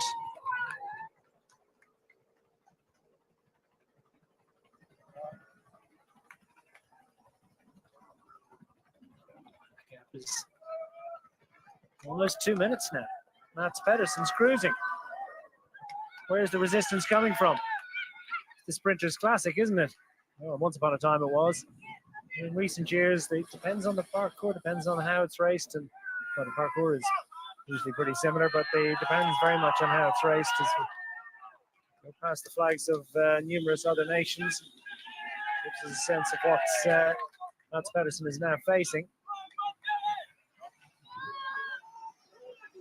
The strength as such.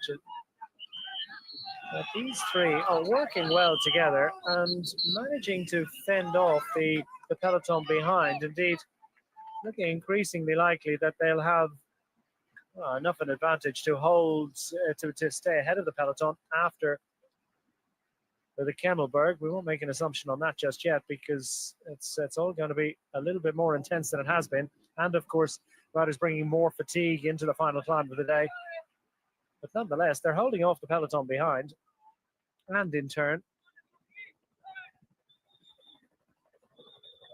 losing time to Mats Pedersen, because Mats Pedersen is like a machine at the moment. Christer Bond's just dangling off the front of the main peloton. Peloton doesn't look as if it's fully coordinated and fully got itself together, and you wonder where the impetus is coming from. Astana put a rider on the front to Catherine AG Tour, marking De Bont. Are they marking for De Bont, or are they going to actually start riding? It doesn't seem to be a clear agenda, and then any of the teams seem entirely motivated, or at least it's probably more correct to say that they will, do any of these teams have the legs for it?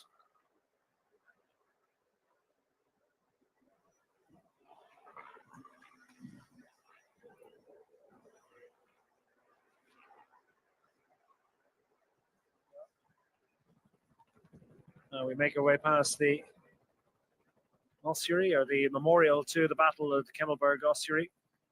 The obelisk here was placed on 4 mass graves, which were built here between 1920 and 25. And it is said that there are as many as 5,294 soldiers buried there, of which only 57 have been identified. Predominantly French forces involved to sustain the big casualties in that battle.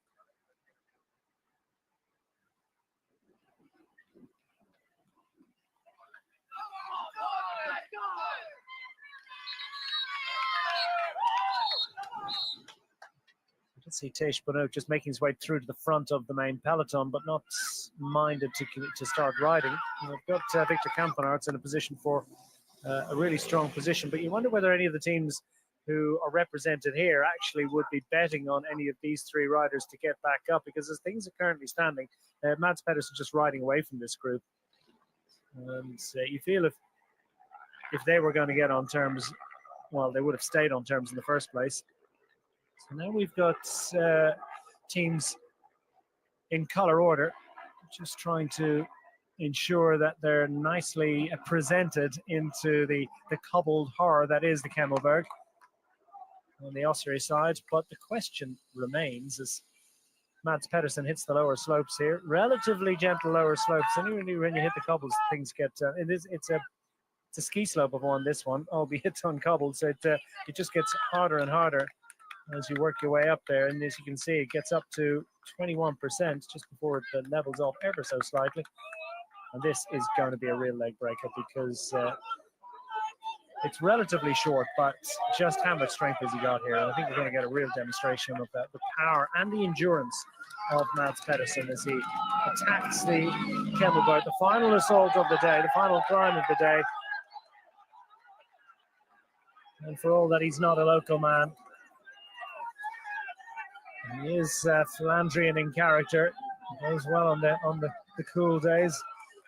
And look at that, you can see he's all over the bike, desperately trying to maintain that cadence and maintain that forward propulsion. As soon as you get a little bit higher up here, the front wheel will start to lift.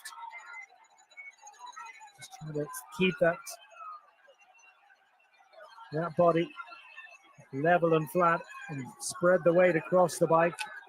Maintain the traction on the back wheel and keep the front wheel attached to the road such as it is. Double horror, that is the Kemmelberg, dealt with aplomb. What was that? Not much more than a minute. What it felt like. Makes the right turn, plunges down the descent. The climbs are behind him. And his advantage is over 2 minutes to the main peloton behind.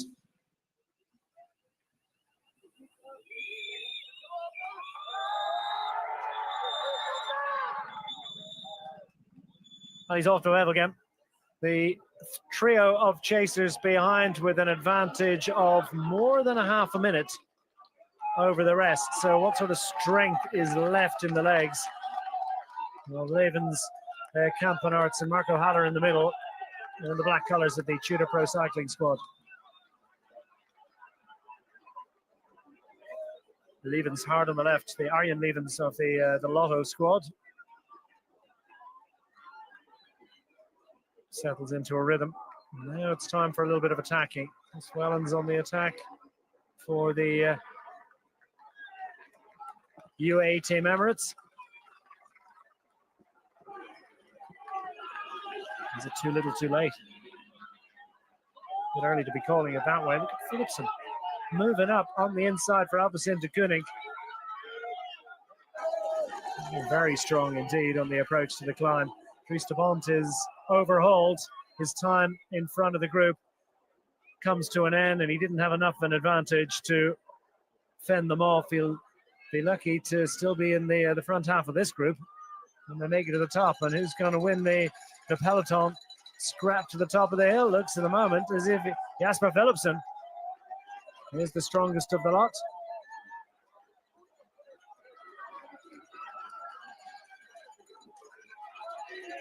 And it's tough and it's steep, but it's just not long enough to make a huge difference.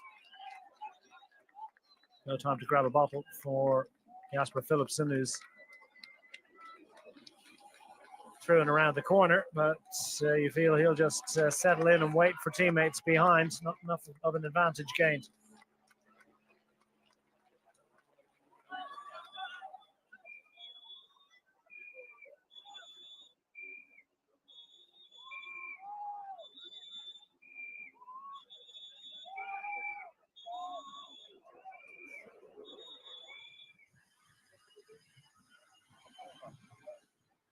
Meanwhile, back on the flat roads and heading for home at this point.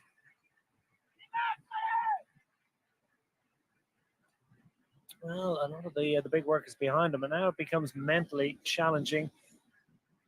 He's already done so much of the really tough work. Has he got the mental fortitude? And more particularly the strength to go with it.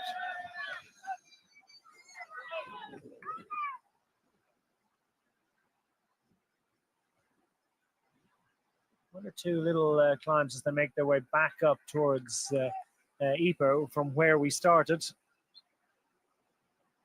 Back to Ypres, and then we'll make a right turn. What fundamentally will be a tailwind finish all the way to the line from there. For Mads Pedersen, hold what you have will be the plan. Gap showing at 1 minute 31 seconds. So a bit of a gain made by the peloton. on the climb, and is 1.5 minutes going to be enough? Well, a long way to go to the finish line just yet, and now you would start to fear for his hopes. Still a large group involved, but do they have the firepower and do they have the collective will?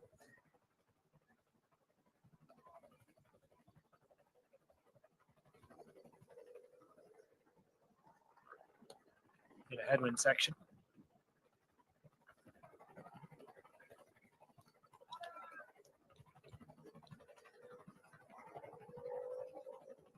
Indeed, if anything, it's a head crosswind, this one. It's quite a long head crosswind section, so the splits in the peloton, if there's organization, you feel that it could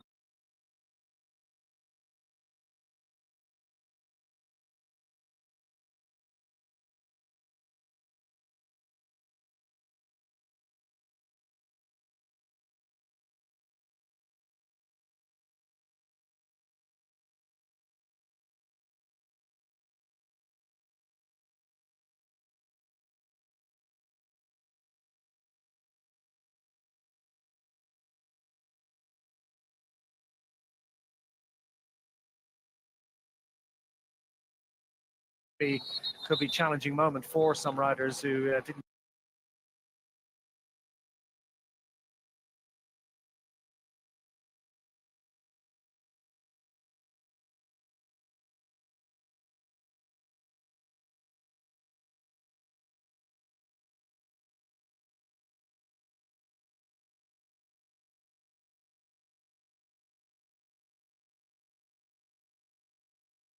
Over to Kemmelberg, quite the same energy that they would have hoped.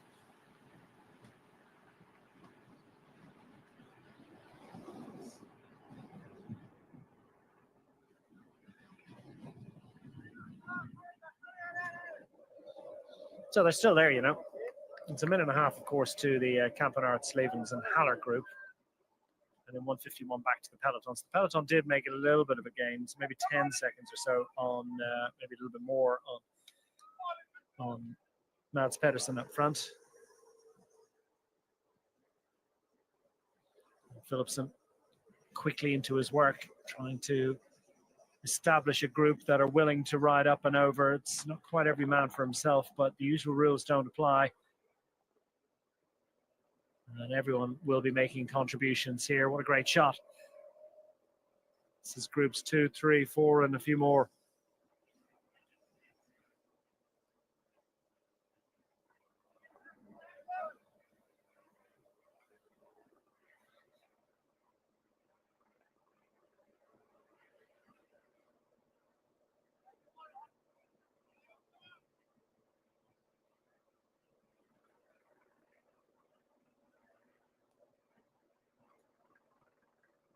So 30k to go. What a day of racing it has been. Gent-Wevelgem in Flanders feels started out with 175 riders with hopes of glory today.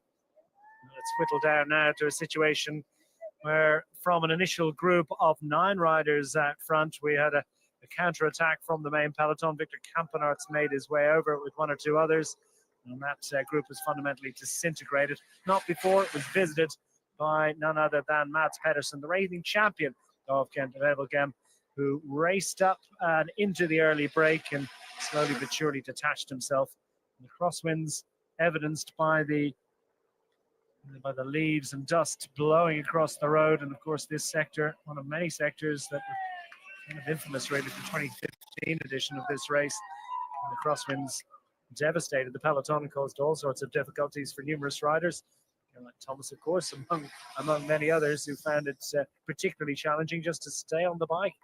Such were the crosswinds. They're not quite as challenging today. Nonetheless, it played a role, forcing plenty of splits. John Degenkolb today, he's going pretty well.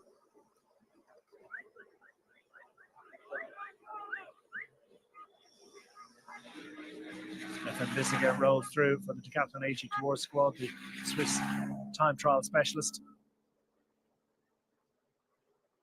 Looking for a little more collective enthusiasm from the main peloton.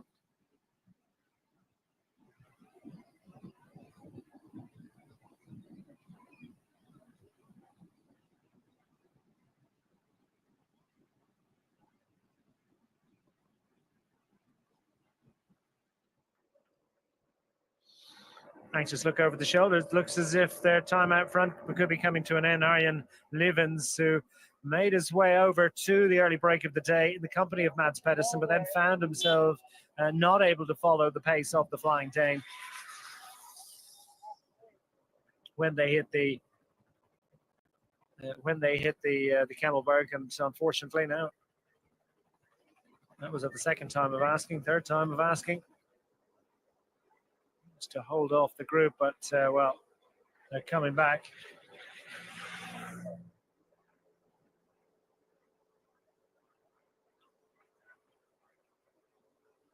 It's a sustained push, and we're seeing a few more riders involved, but naturally enough, Lille Trek not going to make any appearance up front.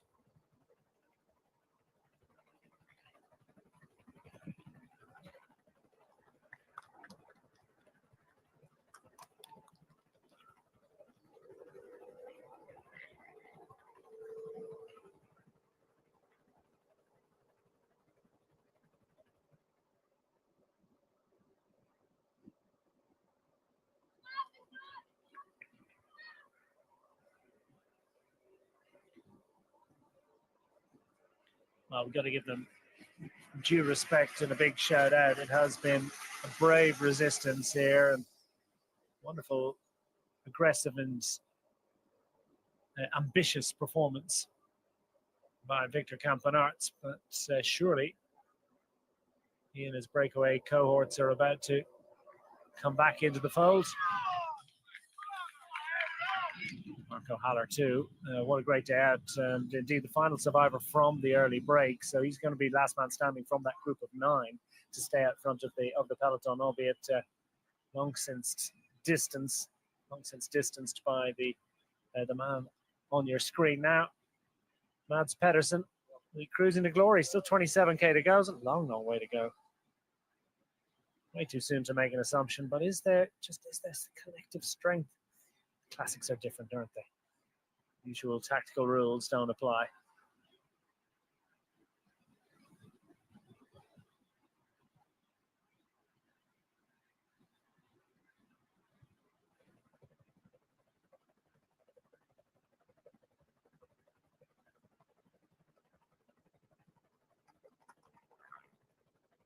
Peloton still, relatively small in number. And that very fact is good news for Mads Pedersen, because nobody can get organized here, and Lidl Trek have enough riders to mark everything for now, at any rate. The fury and the frustration. Mikael Bjerg. Jesper Philipsen wants to see if he can just infiltrate a little counter-attack. Jesper Stuyven's going along for the fun. He certainly won't be making any assistance, any contribution to the pacemaking of that little group of 3. And all cooperation is currently suspended. This activity will potentially shave a couple of seconds off the advantage of Mads Pedersen. Of course, it won't be sustained unless a proper fracture is created. And that's not entirely beyond the bounds of possibility. It is fundamentally crosswind. This is Yves Lampart looking for the support of the team car.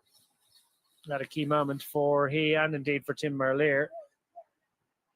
It's the main body of the peloton. Merlier is safely in there at the moment.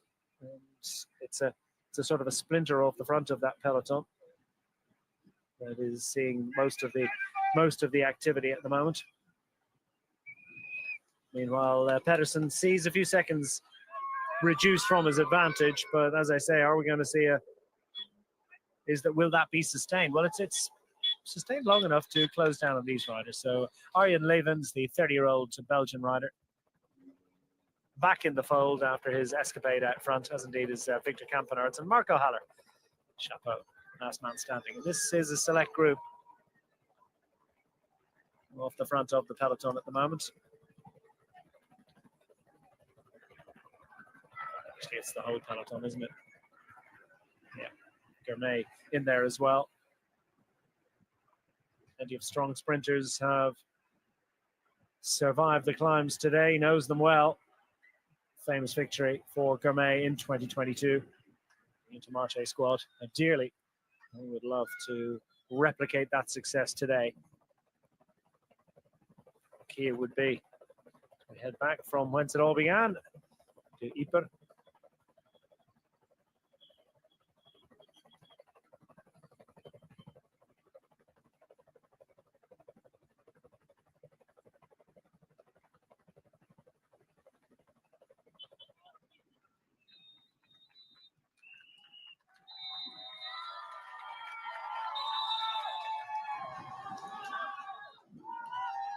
Through the gate and into the town of Ypres once more. As I say, played host to the start line of this race for the first time in 2020.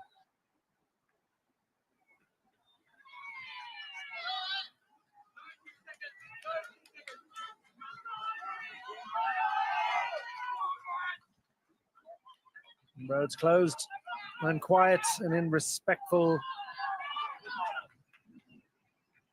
silence and support indeed of all the riders in the World Tour Peloton today, for which this is round 12 of the season.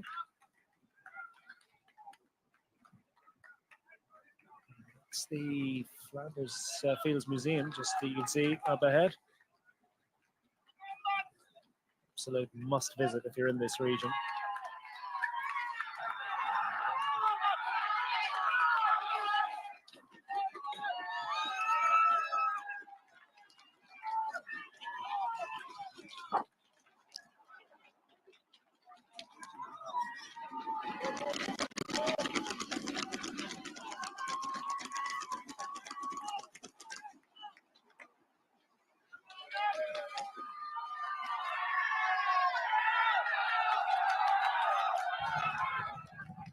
Well, what a cheer, what a support, but could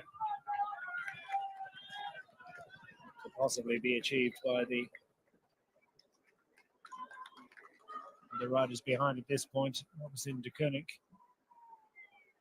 continuing, or at least once again, you might say, hitting the front.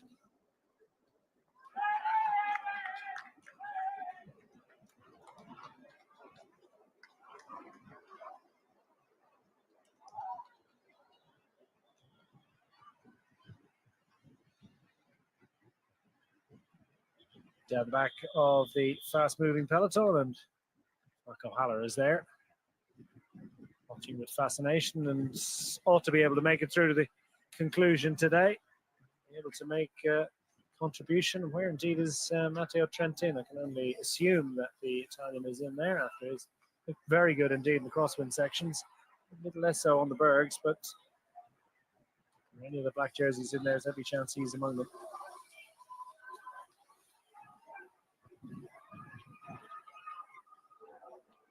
Now, Sidal Quickstep recognize that there can be no boxing clever at this point. Down to 22k remaining. The advantage down to 1 minute and 24 seconds. There are gains being made. Are they significant enough? That's the Grote Markt. Over the cloth hall, the belfry. Neuwerk. Gorgeous Renaissance building, just tacked onto the side of the cloth hall, and then through the many gates, which we mentioned earlier. The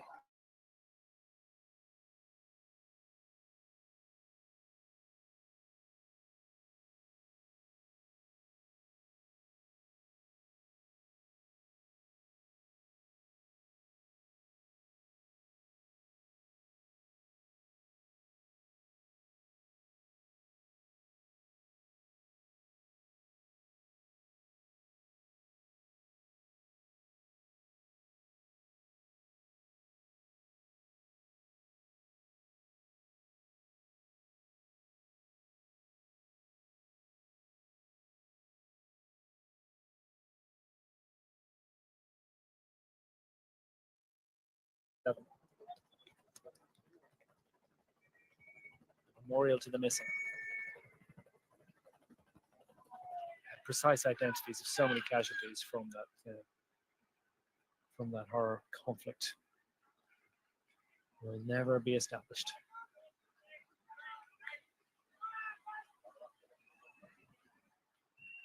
third Battle of Passchendaele, of course, was 2017, and you know, around these parts, and all of the various battles that were fought around the salient, remembered, remain fresh in the memory.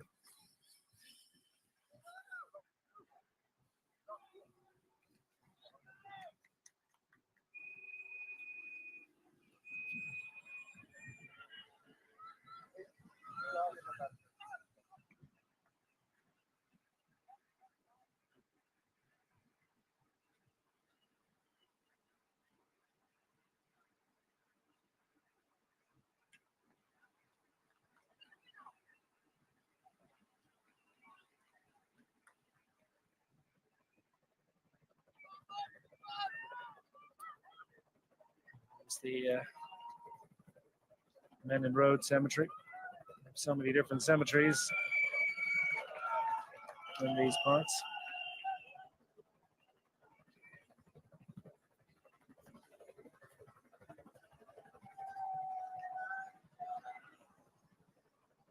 (1,658) soldiers buried here.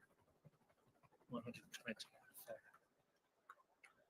of which could not be identified. So gaps going out again. More riders coming to the fore, and now we're starting to see some Uno X representation up front as well to join up with the Albison de Koning and Sudal Quickstep push. But yeah, no longer can we see the likelihood of, you know, can the likes of his Melissa bike either.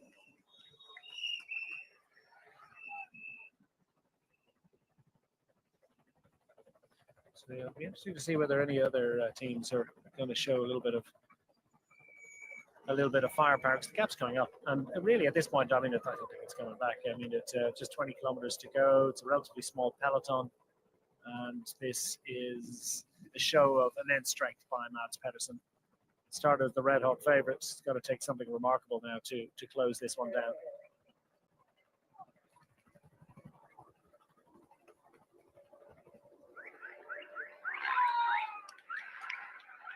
Tom has been back in 2015. I think only 39 riders finished this race. The peloton still has around about 50 odd riders in it.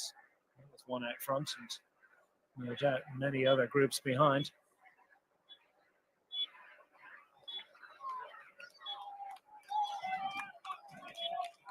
That tells you all you need to know. Wind's blown across the riders here. It's going to make it challenging for everyone in the group. Road is wide though. May encourage a few others into the rotation. Maybe, just maybe, this group can start to get a little bit of coordination and a little bit of cooperation required. They're going to have to take chunks out of the advantage of Mads Pedersen and do it sharpish. His attack coming, what, about 85 kilometers from the line?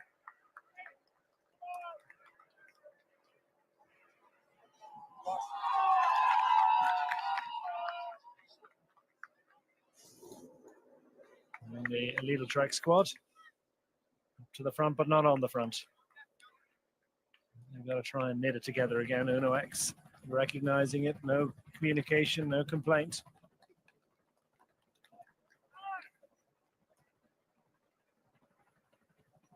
Through and past Zillebeke and the Hoge Crater Cemetery. Here on the Menin Road against the hillside of Hoge. Heavy fighting here in July 1915. Mine charge of no less than 2,200 kilograms was detonated during the explosion. A dozen men of the 4th Middlesex were buried alive under the debris.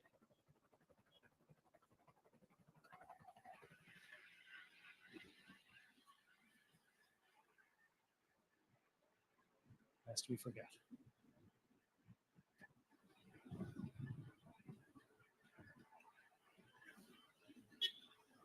So where is he at mentally right now? Mads Pedersen in the form of his life. Well, great second place finish on Friday in E3.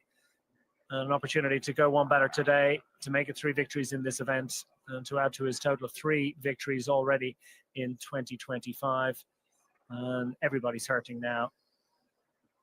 They've all been hard at it for, what, 230 odd kilometers at this point. And it's just pure suffering. It's what Peloton's actually like. It's what lots of other bike fans like. I think everyone likes the classics, don't they?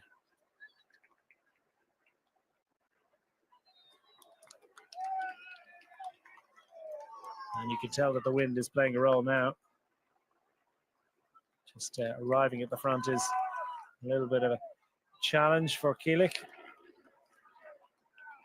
and friends. And it's pretty much 3 teams that are contributing here. And the Lidl Trek squad, very, very mindful of the dangers of allowing any bit of coordination into this chase. So putting numerous riders just into the back and making sure that it's not easy for anyone else to contribute.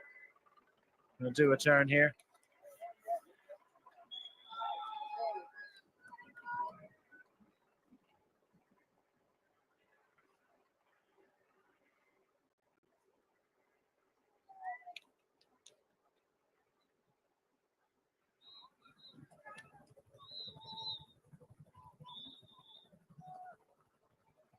And Ravelgam through Ypres. Now to make the right turn and head back east towards Ravelgam.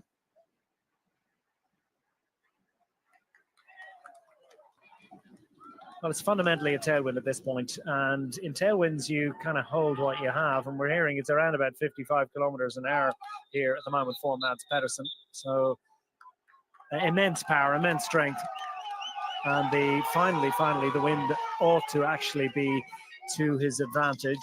Tailwinds can cause all sorts of difficulties in big groups, but when you're a solo rider or in a small group, the advantage that he's built up, if he's got the strength, and he has got the strength because he's going 57 kilometers an hour at the moment, then that should be possible, or will it be? Down to 124. We're going to have a cliffhanger finish. I think it'll be interesting to see just how much of an advantage he has with 10 kilometers remaining. Sustained push from the riders behind, who refuse to give up and continue to believe. Between them, 1,300 meters. Not well, it probably is out of sight, out of mind. I doubt they can see him just yet, but it's fundamentally straight road. Absolutely, practically Roman in characteristic, all the way through to Menin, and then we make sort of a left turn-ish that will take us down into the final 5 kilometers to Evergen. Not too much in the way of complication about the parkour from here to the line. And that's what makes this such a delicious prospect. So many tough climbs, so many challenges across the day, so many opportunities for the wind to get involved as well. It is a really, really tough battle in Flanders, and yet the distance between the final climb and the finish line often allows the big group to get involved. And Jasper Stuyven and Alex Kirsch doing the needful to discourage any other teams and riders to assist these 2 riders from Uno X. Sudal Quickstep and Alpecin de Koning, 4 riders at the moment riding against 1.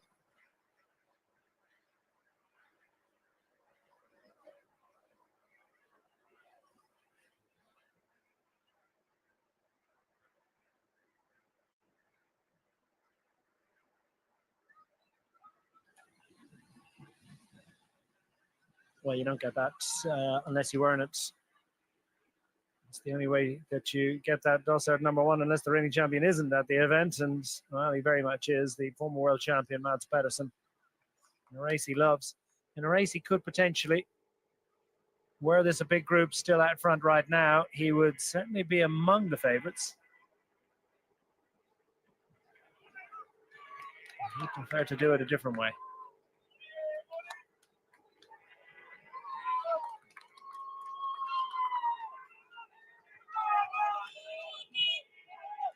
That gives you a sense of just how long and straight the road is, albeit the undulations to the assistance, I suppose, of Mads Pedersen in staying out of sight, out of mind. But look at the intensity about the group behind. You get a real sense looking at that of just how committed to the chase they are now. The gap's still showing at 120. So we're absolutely done and dusted yet, and Kielik is pulling all sorts of faces, and that little urgent flick of the elbow tells its story. That they believe that they can sense that there's something possible here today, and he's gone back into the sanctuary of the peloton. Jasper Philipsen has looked absolutely well. I mean, he's looked great today, hasn't he? Flew up any of the climbs, frustrated really by that puncture at a critical moment when he was with Mads Pedersen. Pedersen beginning the attack that would take him ultimately across to the early break of the day. Every chance the Jasper Philipsen could be with him right now were it not for that. And Philipsen quickly back up and into the peloton and showed his nose at the front of the key moments on the Kemmelberg and other climbs, suggesting that the form is there. For Philipsen, you feel there's a little bit of frustration about the opportunities that he's had so far this year.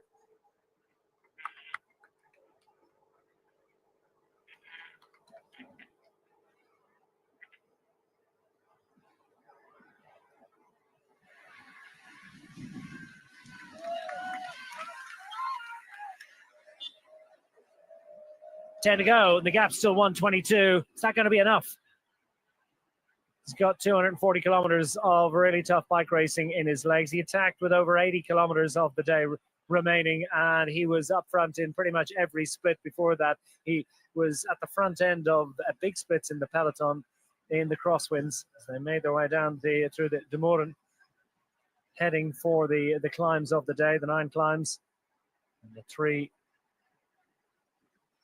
rides across the plug streets in Haino. And yeah, through it all, Mads Pedersen has been on the front or gravitating around the front of the peloton before finally taking his leave and moving across to that early move. And well, only a few could sustain the pressure that he was putting on for any length of time. And well, the gap is still holding steady at 120 and the rest, briefly going up to 124.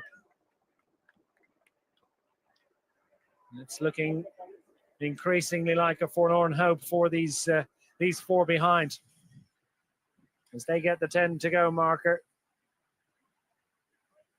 There's 1.2 kilometers between them.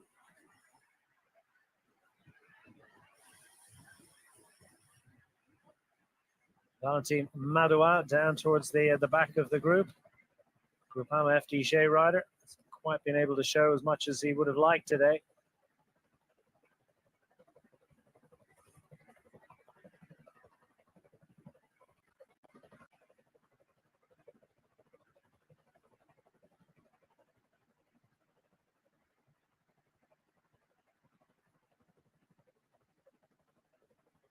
Jonas Abrahamsson on the front of the peloton at the moment, running hard. They've got Alexander Kristoff safely in there. Not sure of the current presence, whereabouts of Søren Werenskjold. It's Rasmus Tiller also contributing to the pacemaking on behalf of the Uno X team. So they've got plenty of firepower. Another great show of strength indeed by the Scandinavian outfit, and not to put so many riders into the important group, the lead group. Decent show of strength, strangely for them. Fellow Scandinavian out front in the colours of Lidl Trek. Flying to glory here, unless something remarkable happens in the next few minutes. Pedersen is losing time, but that's such a slow rate that it's just really stunningly remarkable. A long, long day in the saddle. This bodes well, I suppose, for conversations around Ronde van Vlaanderen. He's got the ride across Flanders coming up on Wednesday.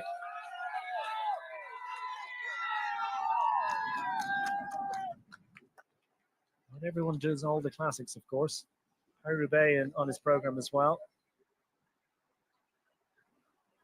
Will he be tempted to miss out on Wednesday and then try and keep a lid on this great form ahead of the big battle to come in Ronda next Sunday?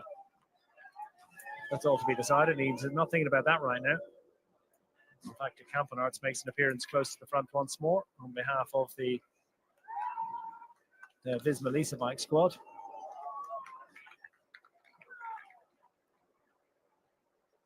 I suspect it's one of the Van Dijk brothers might be tempted to have a go for the Dutch outfit.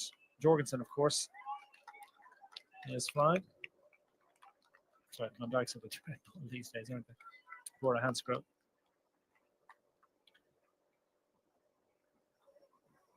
It probably is for Jorgensen, yeah. Disappointment for them, really, in losing Olaf Koy, who also is pretty much the same moment, wasn't it? Mads Pedersen attacked.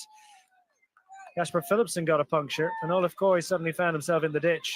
It all happened at almost at the one moment. Source of huge frustration for them and delight, really, for Mads Pedersen. It would have been a slightly different looking race, but Mads Pedersen still would have been among the favourites, albeit bringing Philipsen to the line wouldn't necessarily have suited him. Would that have been the case? Either way, you got to put it all together and have a little bit of luck to go your way as well. So far today, and with just a smidgen over 5 kilometres remaining, Mads Pedersen fully in command of his situation. Absolutely flying to glory today. Look at this for poetry in very, very swift motion. Approaching 60 kilometers an hour here as he winds his way through towards the final 5 kilometers. 5 kilometers, by the way, we will have that little scuttle right and then immediate left through Menin.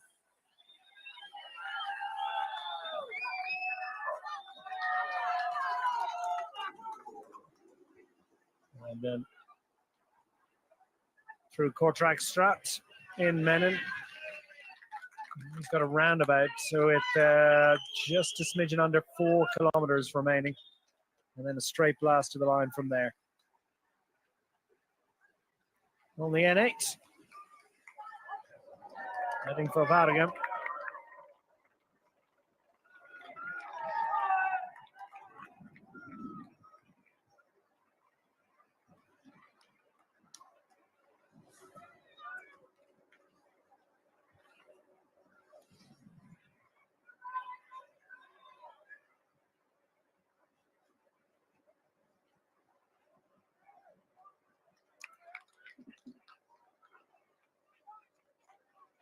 Gap down to 1:15, too little too late.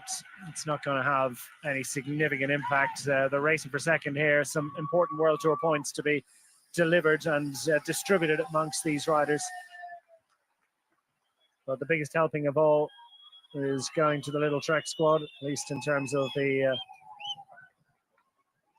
first rider across the line. Budget 5K still 1.2, 1.3 kilometers behind the race leader, as he has been for such a long time now.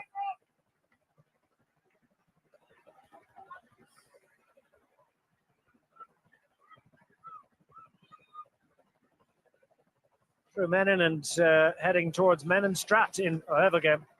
The conclusion in Waregem 2025.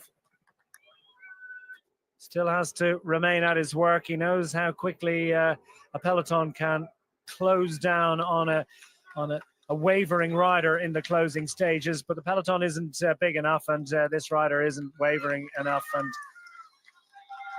he'll remain at his work for 3 more kilometers, but he can start to think about what he's achieved and the measure of this effort for Mads Pedersen today. It's been truly immense. You feel just the start of something really in spring for him. As I mentioned earlier, his wonderful stage success in Paris-Nice a couple of weeks ago, demonstrating his all-round game at the moment. He's a fabulous all-round roadman who packs a sprint to go with it.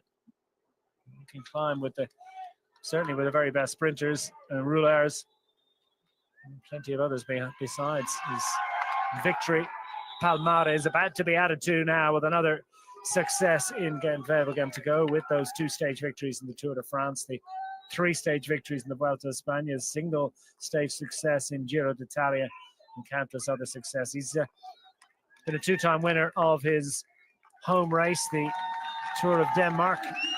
Also taken a couple of GC successes in the Tour de la Provence at the beginning of the season. Won the Lidl Deutschland Tour of Euro Metropole back in 2018. Weimar Classics and others, too numerous to mention.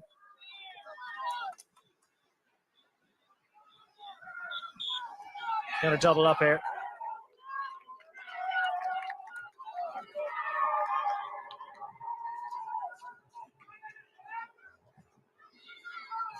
Well, it's an honours list that contains the most famous riders in cycling history.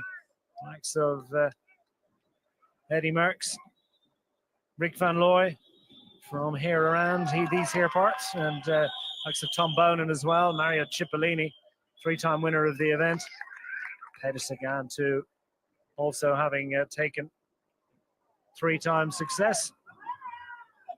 Mats Pedersen, who fended off the likes of Florian Seneschal and Matteo Trentin to take victory in 2020, and then last year went to the line with Mathieu van der Poel, approaching the kite, just 1,000 meters left, and time to savor the measure of the achievement. Have to go all the way back to 2012 for a rider backing up his success by taking the win for a 2nd year in succession. On that occasion, it was Tom Bonen of Belgium. The local fans won't have quite the same cheer about a rider from Denmark taking this success, but he's an immense rider in the history of the sport. He's currently one of the superstars of classics racing, and now Mads Pedersen is into the final knockings of what has been an epic assault on the attack from the earliest moments of this race. And well, he's just shown himself to be the strongest, finally fending off the last of the breakaway riders on the Kemmelberg and cruising to glory today. It's been an imperious success, and now he can start to enjoy the moment and take it all in, and he's ever the professional, not taking anything for granted and not risking it, but now he can start to think about it. Back-to-back wins. He's a 3-time winner of Kemmelberg. Mats Pedersen has taken the glory in 2025 and punches the air in delight. He's home and hosed, more than a minute clear. Finally, he flops over the bars and gets the relief. But he looks as if he could have got another 50k. Ineos Grenadier is going to try and wind this one up into the closing stages. It's the battle for minor honours. And the Lidl Trek squad want to try and double up. What an impressive performance that indeed would be if Jonathan Milan could nod his way to a 1-2 success. Who's going to prevent it? Well, Tim Merlier, ever the professional that he is. Biniam Girmay is in there. Christophe wobbling a bit with Girmay as well. And that went for a long one. Merlier might just pinch this one. Well, no, I think it might have been a 1-2. It'll go to the camera for the minor honours, but almost a minute down on the race winner, Mats Pedersen. Glory continuing for the Lidl Trek squad. What a fine day out they've had. Multiple representation in the main bunch. And the man with his arms in the air.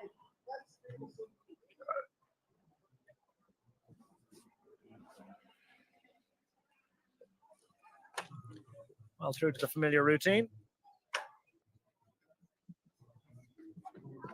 He's going to be tired after that one. 250 kilometers of bicycle road racing. Yeah, like last year. You know the routine. Just waiting to hear who got second on the. Hopefully, we'll hear from Mads certainly before the end of our broadcast.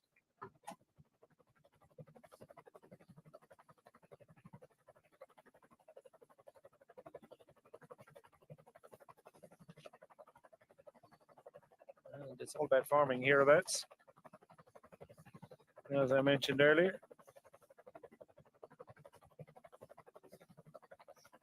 farmstead of the Goldenberg Abbey, protected site. Dates back to the 18th century. Time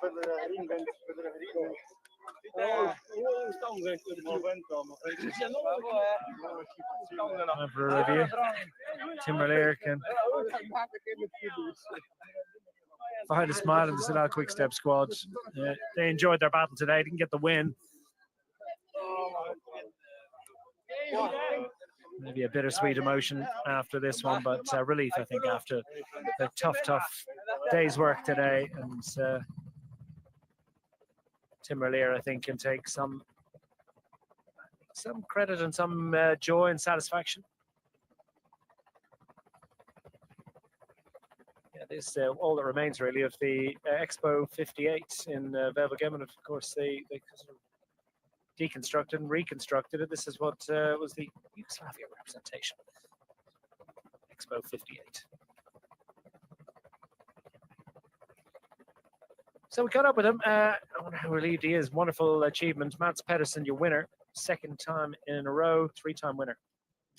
Isn't this mad, Mats Pedersen, to celebrate your 50th pro victory, your half-century win like this? Yeah, it's crazy. You know, I never expected to be able to do something like this, but yeah, to win here again, it's super nice. What were you thinking when you took off solo at almost 60 kilometers from the finish line?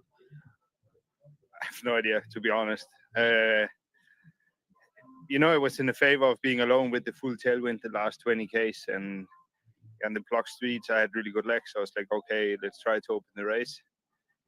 And then, you know, at one point is point of no return. This could have ended in shit also, but today it went well. So luckily it was a good decision. Yeah, I think we can conclude that you're in the best shape of your life. Yeah, definitely. I haven't been better than now, and today, like Friday and today, confirms it. So I'm super happy. Of course, it's an effort, but were you able to enjoy this effort? Because such a long solo ride, and then probably you're thinking, is the peloton, is the bunch going to come? But you were alone. Yeah, the last 5Ks, I know from the previous years that the bunch is coming really fast in the end, and also today they came faster. You know, even with 1K to go, it was still full fighting with myself. But yeah, the last 300-400 meters, it's, you know, that was the time that I, you know, could realize that, okay, I did it. It's 2 in a row. It's 3 in total for you. You're a joint record holder in Gent-Wevelgem in Flanders Fields. What does it mean to you? Yeah, you know, I was told this morning that if I won today, I will be a joint record holder on this. So of course that's nice to be there now. But you know, in the end, winning is just nice, and I'm just happy if it's the first or the third time. It doesn't matter. Yeah, that was congratulations from number 3, Jonathan Millen. It's a 1 and 3 for Little Trek. This is an amazing day for the team.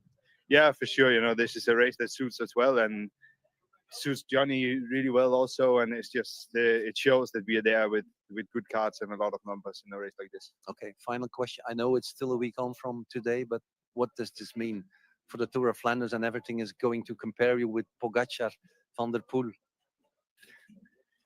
Yeah, I don't know. You know, it's still it's a different race that this is, and you know, those two guys is still on a different level. We saw it Friday with Mathieu. He just dropped me on Quaremont, and you know, we also know today he's a pretty good bike rider, so he's able to do the same. So of course it gives confidence for Sunday, and we believe we can win, but it's not going to be easy at all.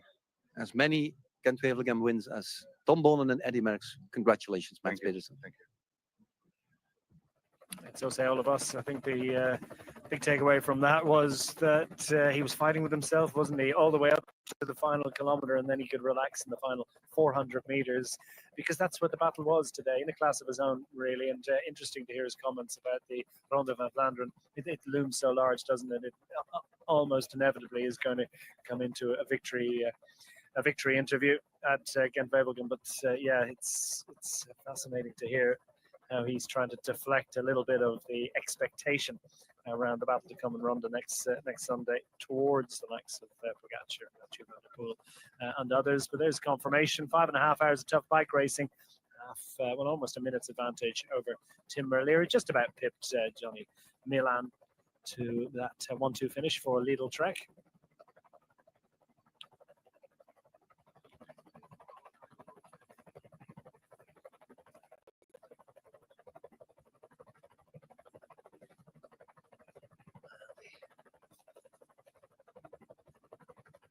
Scenes over Flanders today.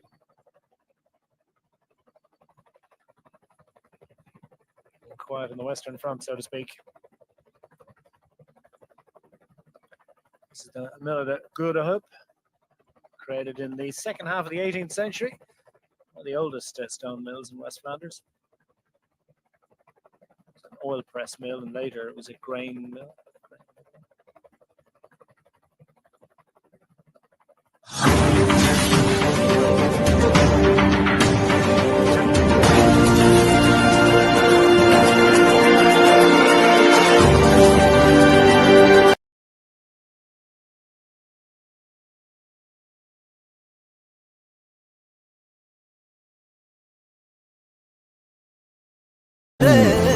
بايتو خد خلالكي حلوة وانا بعلاك تكون اللي